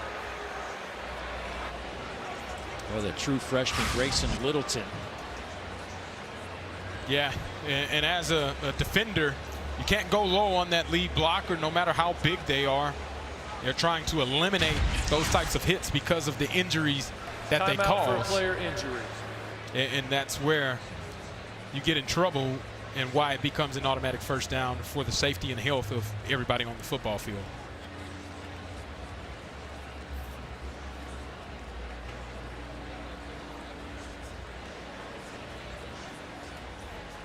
Malachi Nelson 15 of 23 for 102 yards, 2 interceptions today. We'll do a little bit about his journey. It's been a couple of years since he's played significant football. In his senior year of high school 3 years ago, played injured with a torn labrum. He was telling us that he'd go play that high school football season and he'd get back home and he'd just lay in bed and he'd roll over and his shoulder would pop out. Yeah. And would continue to wrap it up, get through the week, play the game. And I can't imagine that was much fun. And then, of course, had surgery before he went to USC. Kind of slowed his development down and ended up being the 13 quarterback for all intents and purposes. And he and Arch don't know each other, even though that they were like the top 2 quarterbacks coming out of that class. They know each other just because of kind of the world at which they live, but they never really met each other in person. Right. They sent each other a couple of text messages, but that's the extent of their relationship. Yeah, and they're both ultra uber competitors, and Malachi Nelson is tough as nails, right? I couldn't imagine trying to play an entire season, let alone at the quarterback position with a torn labrum. Not to mention he won National Gatorade Player of the Year with a torn labrum his senior season. So that's how tough he is and how impactful he was for his football team in high school, and how good of an athlete and a quarterback he was coming out of high school. Boy, this is never a good scene as the golf cart from the left end zone is waiting at the 10-yard line. So while we will wait, opportunity to get it back to the studio and get an update with Dari. What's going on, buddy? All right, Dave, big turn of events here. We'll show you in just a moment in Knoxville. Meanwhile, Talon Green and the Razorbacks, another trendy upset pick on the road tonight, just like Vandy is in Columbia. Arkansas, Ole Miss, top of the hour, ESPN. Now, let's get you to Rocky Top. We showed you Tennessee take the lead. Georgia driving down the field, but starting to drive anyway. Long third down. Gunnar Stockton gets hit, loses the football. Tennessee recovers. Volunteers on the 32-yard line right now, facing a big fourth down, guys. Boy, what a game going on between Georgia and Tennessee. Just wonder if the Vols have enough to finally snap that streak. Zinwa, the tight end out of Fontana, California, transferred in from San Antonio Junior College.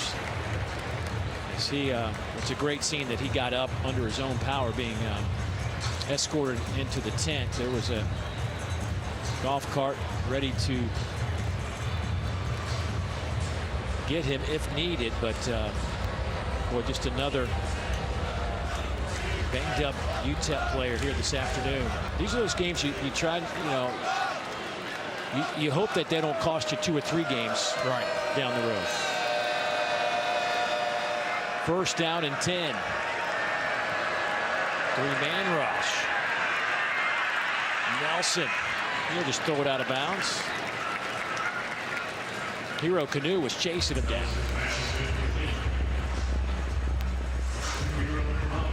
It's a heads-up play there by Malachi Nelson, not trying to force a throw. Confusion on the back end by the way Texas stemmed their coverage and really covered up all the guys underneath. Just throws the ball away in a smart play.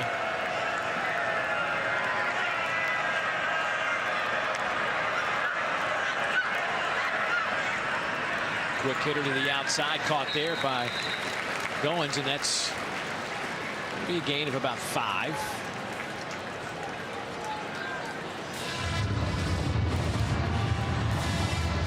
The redshirt freshman out of Freeport, Texas.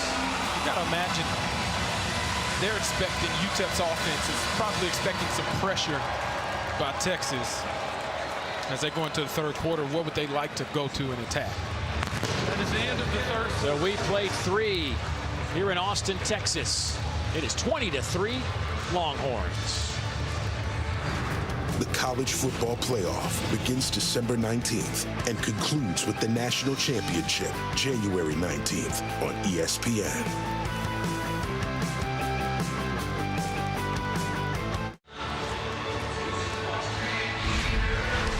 You're watching the SEC on ESPN. Having a good time here in Austin, Texas. It has not been a clean, crisp game by any stretch of the imagination. But Texas leads 20-3. Final 15 minutes on the way. Malachi Nelson with a handoff, and he is met in that hole by Trey Moore. That senior linebacker was there waiting for number 1 in white. Again, you run that play offensively with the expectation if you don't get it, probably going to stay aggressive and go for it on 4th down with it being only 3 yards away. And that is what they're doing. Underneath throw, and well, they just weren't ready. Marcus Torres coming across the middle. Don't even know that he saw the pass come his way, so I think it bounced off his leg. Appeared it did. And that's kind of what you fall into is Malachi and he haven't gotten the reps that usually Kenny Odom would be the guy running across on that crossing route. They've probably done 1,000,000 times. And in that case, he wasn't alert or ready for that moment. And Torres probably wishes he could have that play back in order to pick up a first down for that UTEP Miner offense. It's only 47 yards to pay dirt for this Texas team on 1st down and 10. Connor Robertson in at center right now as he takes over for Cole Hudson, who went into that Texas injury tent. Morgan, what's going on down there? Hudson has been in his tent for an extended period of time, and I saw the offensive line really get up and rally. It was Trevor Gooseby firing up his O-line with the adversity they're facing, just saying, guys, we got to play for each other. Let's finish this 4th quarter strong. Only 256 yards of offense for Texas, 97 of it through the air. Another injured Miner player. This time it's Neil Campbell, their best cover man on the back end, their alpha dog in that secondary. Timeout on the field. We'll take it as well. Got a really good one coming up when we are finished here in Austin, Texas, right on this very network, as Vandy takes on 11th ranked South Carolina from what will be a packed out Williams-Brice Stadium at 7:45 Eastern time. You can always catch that on the all new ESPN app, so you can watch it from anywhere you may be. And quarterback comparison, 2 of the best in the conference. And Norris Sellers certainly in that Heisman conversation. Arch Manning with a great play fake, keeps it himself, then breaks a tackle, a little dead leg down to the 31-yard line. 14-yard gain for Arch. Yeah, this is where Arch has been most effective for this offense. If it hasn't been working in the air, let's go ahead, keep it on the ground.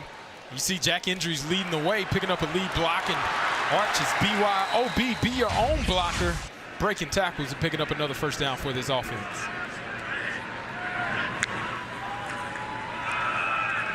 Hand it off to Simon. That goes nowhere. Jaden Wilson, the junior out of El Paso, transferred in from New Mexico, making a play.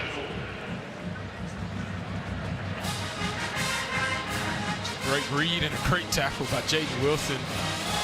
Playing underneath the offensive lineman, dipping that inside shoulder, filling the hole immediately. Minimal gain for Texas. Just an instinct he's been able to play with since he's come in relief. Simon on that carry. Hit again by Wilson. Jaden now getting a bunch of snaps since Garrett Hawkins and Joshua Rudolph, the other linebackers, have been banged up in this game. Micah Davey, the other linebacker, having a nice game with 7 tackles. Solo Barnes leads UTEP in tackles with 8. Flags or timeout taken by UTEP before the snap. Their first charge timeout of the half. So we'll take it with them. 12:34 to go here in the 4th quarter.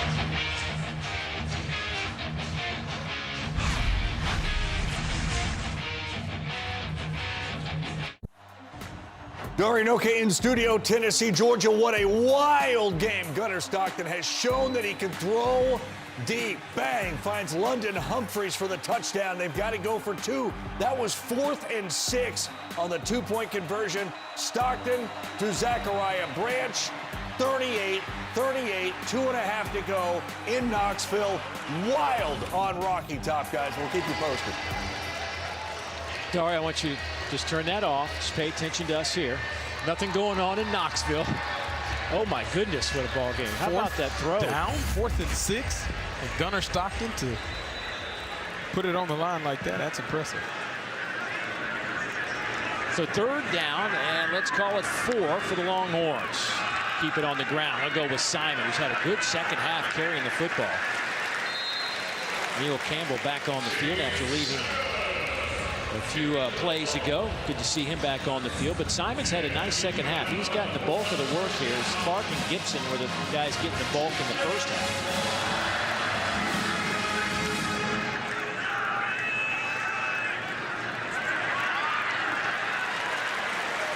Micah Davey with his 8th tackle. Simon on that carry. Got to say that referee, the guy that was in the middle of the field, might be the most athletic move I've ever seen him do. A backward roll, slide onto his feet, and then help another individual up off of the ground. It's pretty impressive. Elite movement by that referee. See that little nugget on the right of your screen. We'll go back to November of 2022. Last time Texas hasn't had a touchdown pass in a victory. Still time for that to happen. March today, 9 of 22 for 97 yards.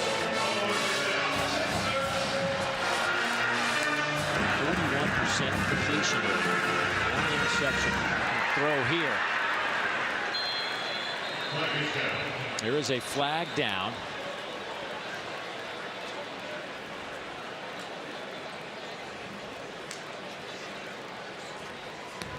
Illegal substitution on the defense, playing with 12 players. 5-yard penalty, repeat first down. Texas gets UTEP with their own tempo.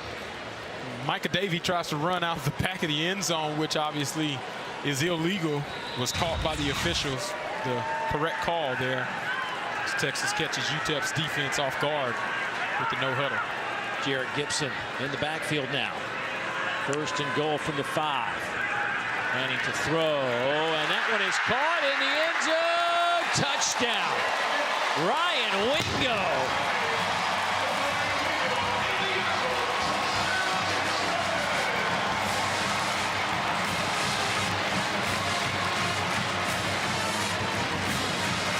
To imagine that Sark was still going to force the issue with these two receivers.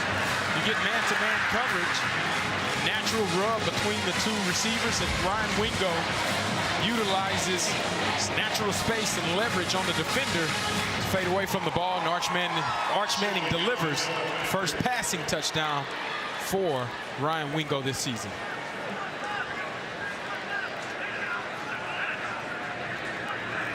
Shipley with the point after attempt.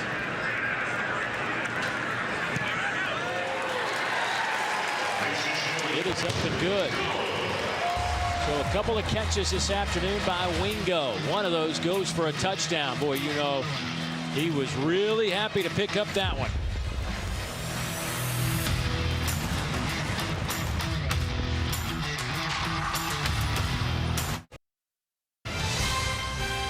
SEC Network Football is presented by the Sonic Smasher. Buy one, get one free in the Sonic app. Live free. Eat Sonic. Some of the festivities from last night. The Hall of Fame ceremony for 2025. Texas Athletics honoring some fantastic athletes from days gone by, including your old teammate, Rod Wright. Yeah, man, it's awesome to see. Big-time guy, deserving big-time rewards. Now coaching for the Houston Texans.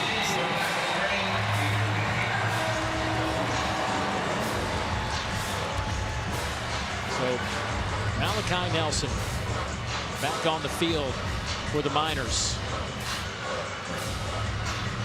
See his numbers today. There have been no shots.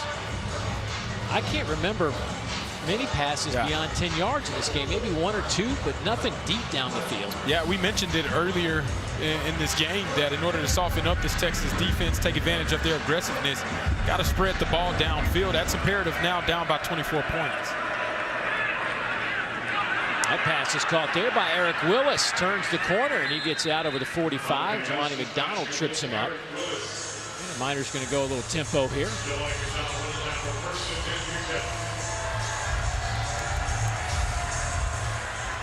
Spotted at the 48-yard line. 3-man rush. Malachi Nelson will just fall forward.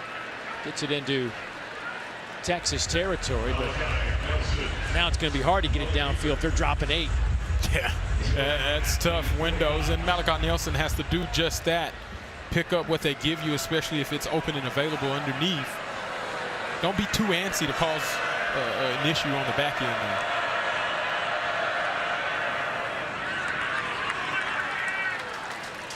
Underneath route. That one goes to Marcus Torres.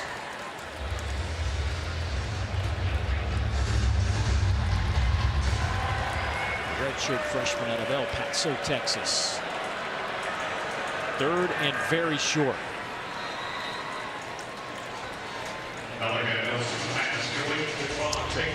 Trayvon Tate, fifth-year senior, coming up with the catch. He transferred in from UT Martin, a team that UTEP knocked off last weekend. UTEP finding some rhythm offensively with the short throws. Try to make sure they keep picking up first downs. Shoulder fake from Nelson. He's going up top, trying to take that shot we're talking about. And that one is incomplete. Lonnie McDonald back there in coverage of Eric Willis.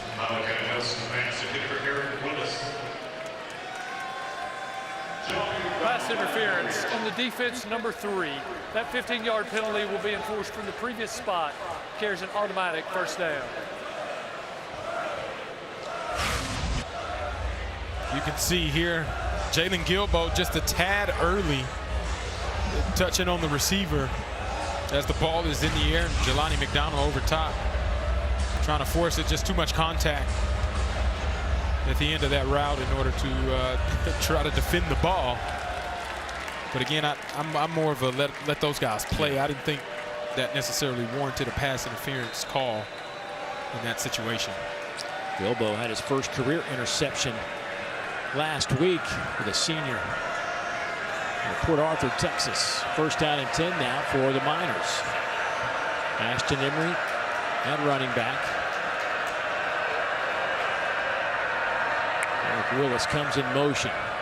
Razzle dazzle. They'll toss it back to Willis coming around the corner, and a big collision at the 25. Colton Bassick there to make the play. I actually expected a little bit more of the misdirection / trick plays thrown in there. Malachi Nelson even getting on the edge, forcing the issue, trying to pick up a block for his own teammate. They pick up a good 4-yard gain on first down to try to keep him ahead of the chains.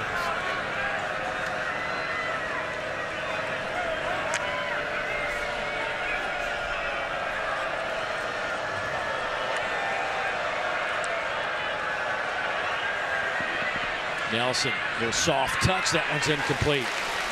Trying to hit Trayvon Tate.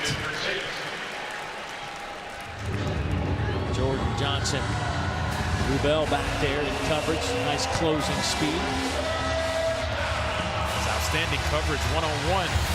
Being able to knock it down. Now you set up third and medium. Texas has shown aggressive blitzes and man coverage on the back end. Is that the case here?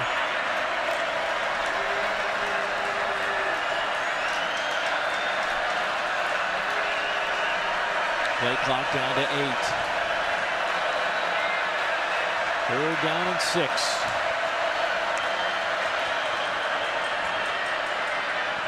That one is incomplete. Jordan Johnson-Rubel back there again in coverage for Texas on this sequence.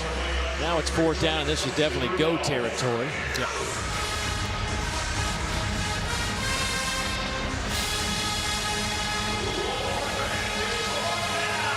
Again, a pressure look. Somebody has to win man-to-man, one-on-one.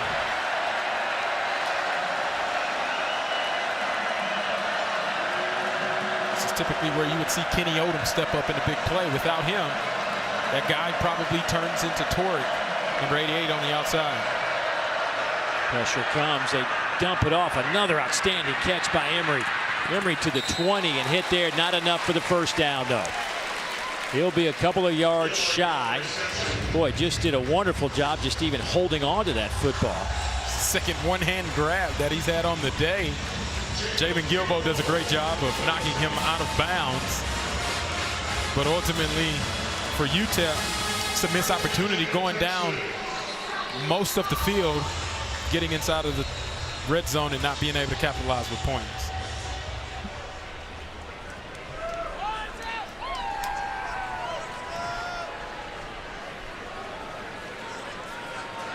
Well, our next True South is Tuesday at 8 Eastern, 7 Central, right here on the SEC Network with John T. Edge traveling around Charleston, South Carolina, the Cuban Cafe Mexicano, Verns and Berthas. It'll be a great show at one of the most popular tourist destinations in the country. Hope you can catch it for that one. Micah Davey and the tackle of Jarrett Gibson.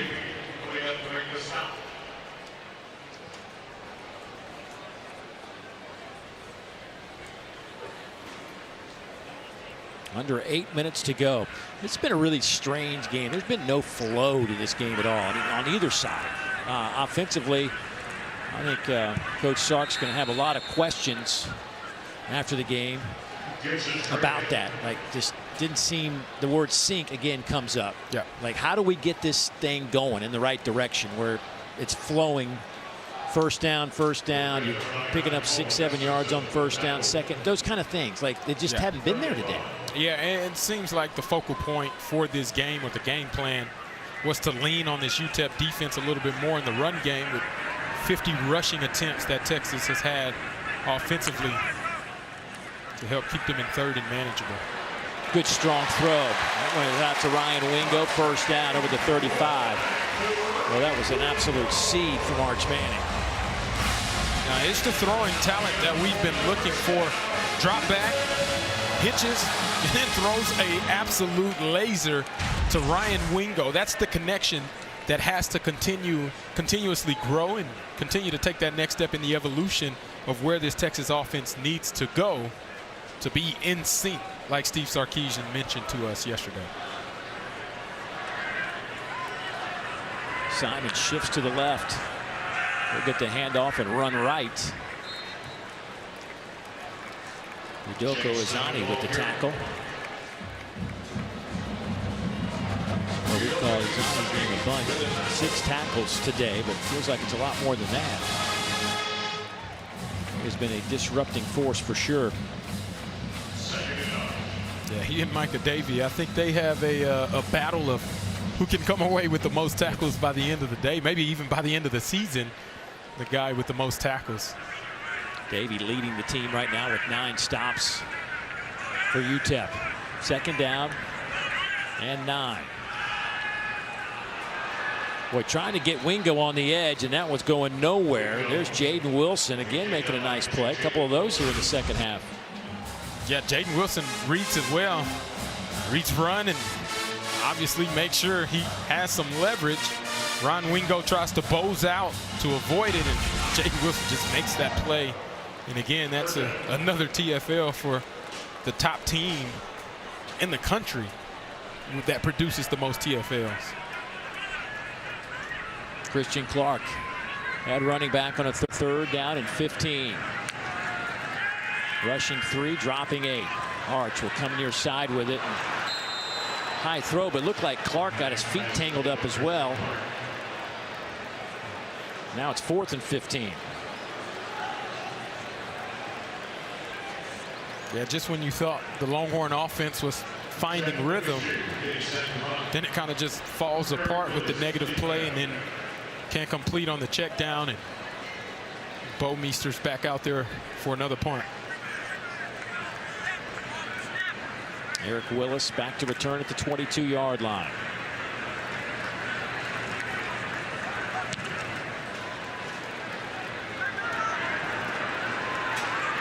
Willis breaks a couple of tackles and takes it out to the 40-yard line. With that, time to get another update. Let's get you to studio, Dari. Guys, Tennessee gave themselves an opportunity seconds ago. Max Gilbert for the win. Not even close. That was his first ever attempt at a field goal to tie or win the game. 38-38. We are looking to be headed to overtime on Rocky Top. And as you said earlier, there is nothing to see there.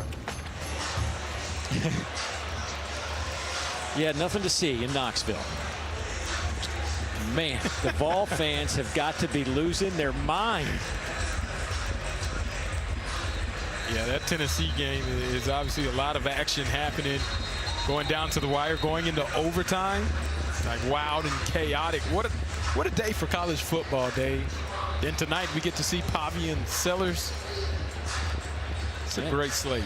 Georgia Tech with a huge win today over Clemson in Atlanta. Statement victory. Yeah, I mean, watch out for the Jackets. Boy, Haynes King is some kind of quarterback for the Georgia Tech Yellow Jackets. True two-dimensional player. Nelson's throw is caught. That'll be a first down out to the 25-yard line. Jaylen Brown over there with a nice grab.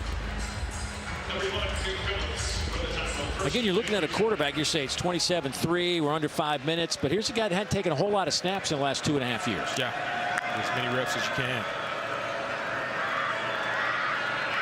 And down he goes, and a flag comes out. That might be a face mask in there. Face mask. Personal foul, face mask on the defense, number 40. 15-yard penalty will be enforced from the previous spot and carries an automatic first down. Nice. And you see Lance Jackson coming to the right of your screen, trying to get a sack.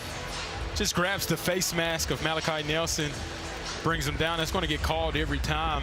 He's a true freshman, has a really good career path from the size and stature, and then the lineage that he comes from also works in his favor.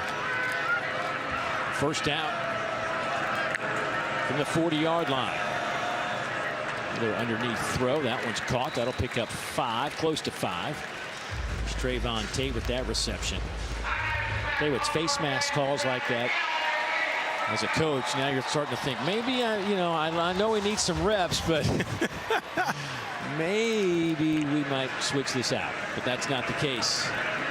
There's a good throw.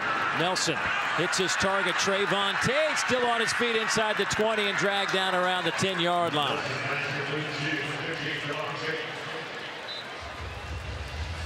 And the Miners in a hurry-up mode.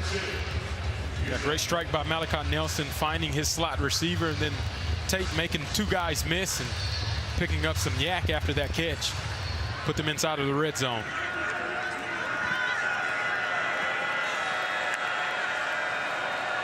Nelson dumps it off underneath. It's caught around the 7-yard line. See Tate finds the open spot, makes 2 guys miss with a little shimmy shake. The angular foul finally brings him down.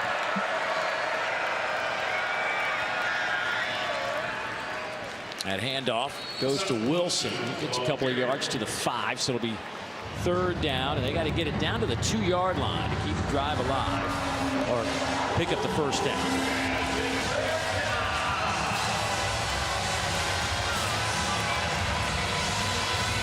Malachi Nelson, 24 of 36, 209. 2 picks, though. Chase Smith checks into the game. Thought we might see him. He's one of these specialists, can do some different things for you. So the number 8 in at quarterback right now, the redshirt freshman out of El Paso. He'll take it himself, cuts it back, and is walloped right about the 3. I don't know that he got the first down. It could be 4th and about a yard. Trey Moore and Jordan Johnson-Rubel converge on the tackle. Talking about coming in for your first snap, and that's what you have, a wake-up call too. Meeting those 2 guys, he drops that shoulder. He realizes very quickly, kind of need a little bit more leverage, but it's a big play. 2-minute timeout. Picks up the first. That's the 2-minute timeout. UTEP trying to stick one in here before the end of the ball game, down 24.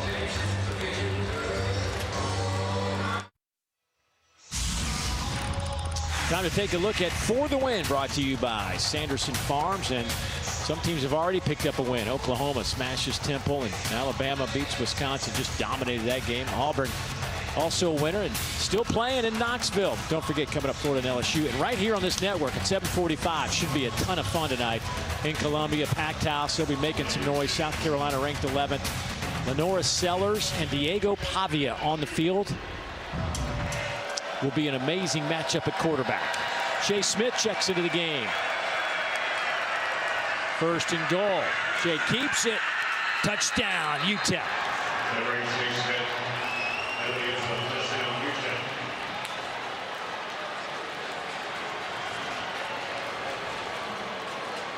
You see the excitement by Scotty Walden there. That touchdown means a lot for him and this program. Shea Smith, the youngster out of El Paso, redshirt freshman, calls his own number, uses that lead block and gets into the zone. Cade McConnell will hold. A little two-point conversion did Cade, number 11, down there, the holder last week. They lined up in a funky formation. We're going to do the traditional point after here. Ariola is through the uprights. New score, 27-10. So the Miners will get a little confidence builder with that touchdown. Yeah, building up the confidence of the young quarterback as well. Ashton Emery leading the way as that lead blocker, and Shea Smith does what he does best, dropping that shoulder. And Scotty Walden celebrating touchdown in the end zone.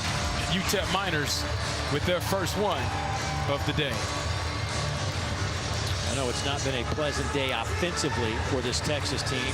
310 yards of offense, but I mean, I know you would say, hey man, they're Conference USA G5, but this has been a really good defensive team. Yeah. Now, I'm not saying that Texas was sharp by any stretch of the imagination, but I think a little credit should go to the guys on the far sideline for some of the work they put in today. Yeah, it's always two tales to the story, right?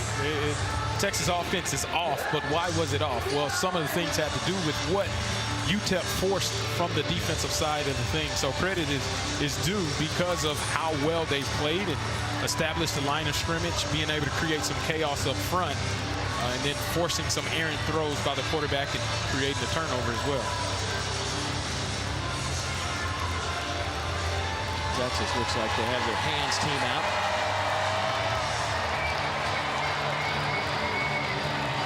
Ryan Niblett is the lone Longhorn. Back at the 15-yard line. There is the onside kick. And Texas recovers it cleanly and crisply, and they'll take over at the 46-yard line.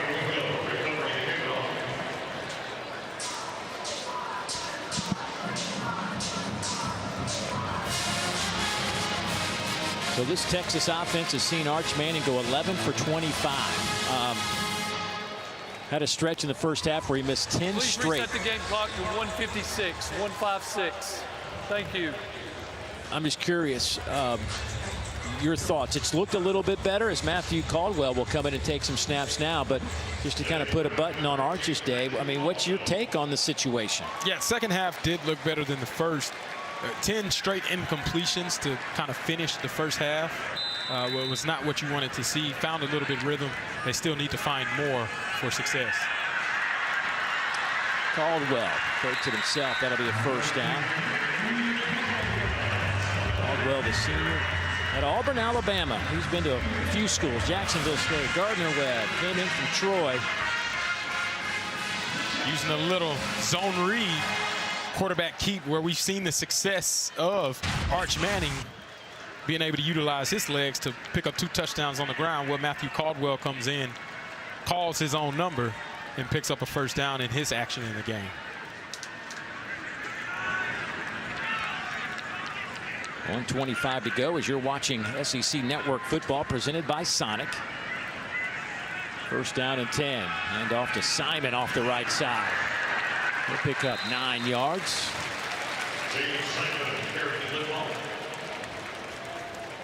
I've been impressed by Simon here in the second half. I mean, he is now 16 carries, all coming in the second half. Gibson had 18 carries for 64 yards. I think a big topic of discussion will be the injury to C.J. Baxter that carried at one time and left the field hobbling and never saw him again. Yeah, this running back room going to have to grow up very quickly with Trey Wisner missing today. Get him back healthy, hopefully to help offset some of the injuries you've seen. There's Simon turning the corner. He has the first down and out of bounds at the 16-yard line. That's a freshman mistake right there, Dave. You got to stay in bounds on that. Let that clock run. Well, maybe he wants one more carry. I understand that. He's willing to take the heat. Give me the ball one more time. Now, if I was a coach, I might sub him out.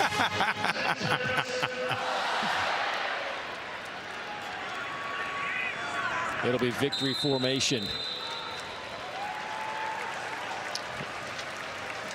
Well, Sam, Houston State here next week. Another opportunity to kind of get that sync that they're looking for offensively. Yeah, I want to start off. UTEP did a tremendous job keeping this Texas offense kind of out of whack. Arch Manning as well as Ryan Wingo, they have to fix that connection. They found it late in the game. Continue to do that. And then that Texas defense is still elite, playing lights out. I want to see that continue to grow and see them find their own space and rhythm within the game plan of what Steve Sarkisian thinks this team can be. And I'm excited to follow the rest of the journey of the Texas Longhorns as well as the UTEP Miners with what Scotty Walden has cooking up in Conference USA. Yeah, big fan of Scotty Walden. See what they do in their conference. They're going to be a headache for a bunch of teams as he continues to grow that program. But Texas will take the win, go to 2-1 on the year. They win at 27-10 is the final score. Up next, Sam Houston State, and then that's 8 straight conference games for the Longhorns. So for Fozzie Whitaker, Morgan Uber down on the field, I'm Dave Neal saying so long from Austin, Texas.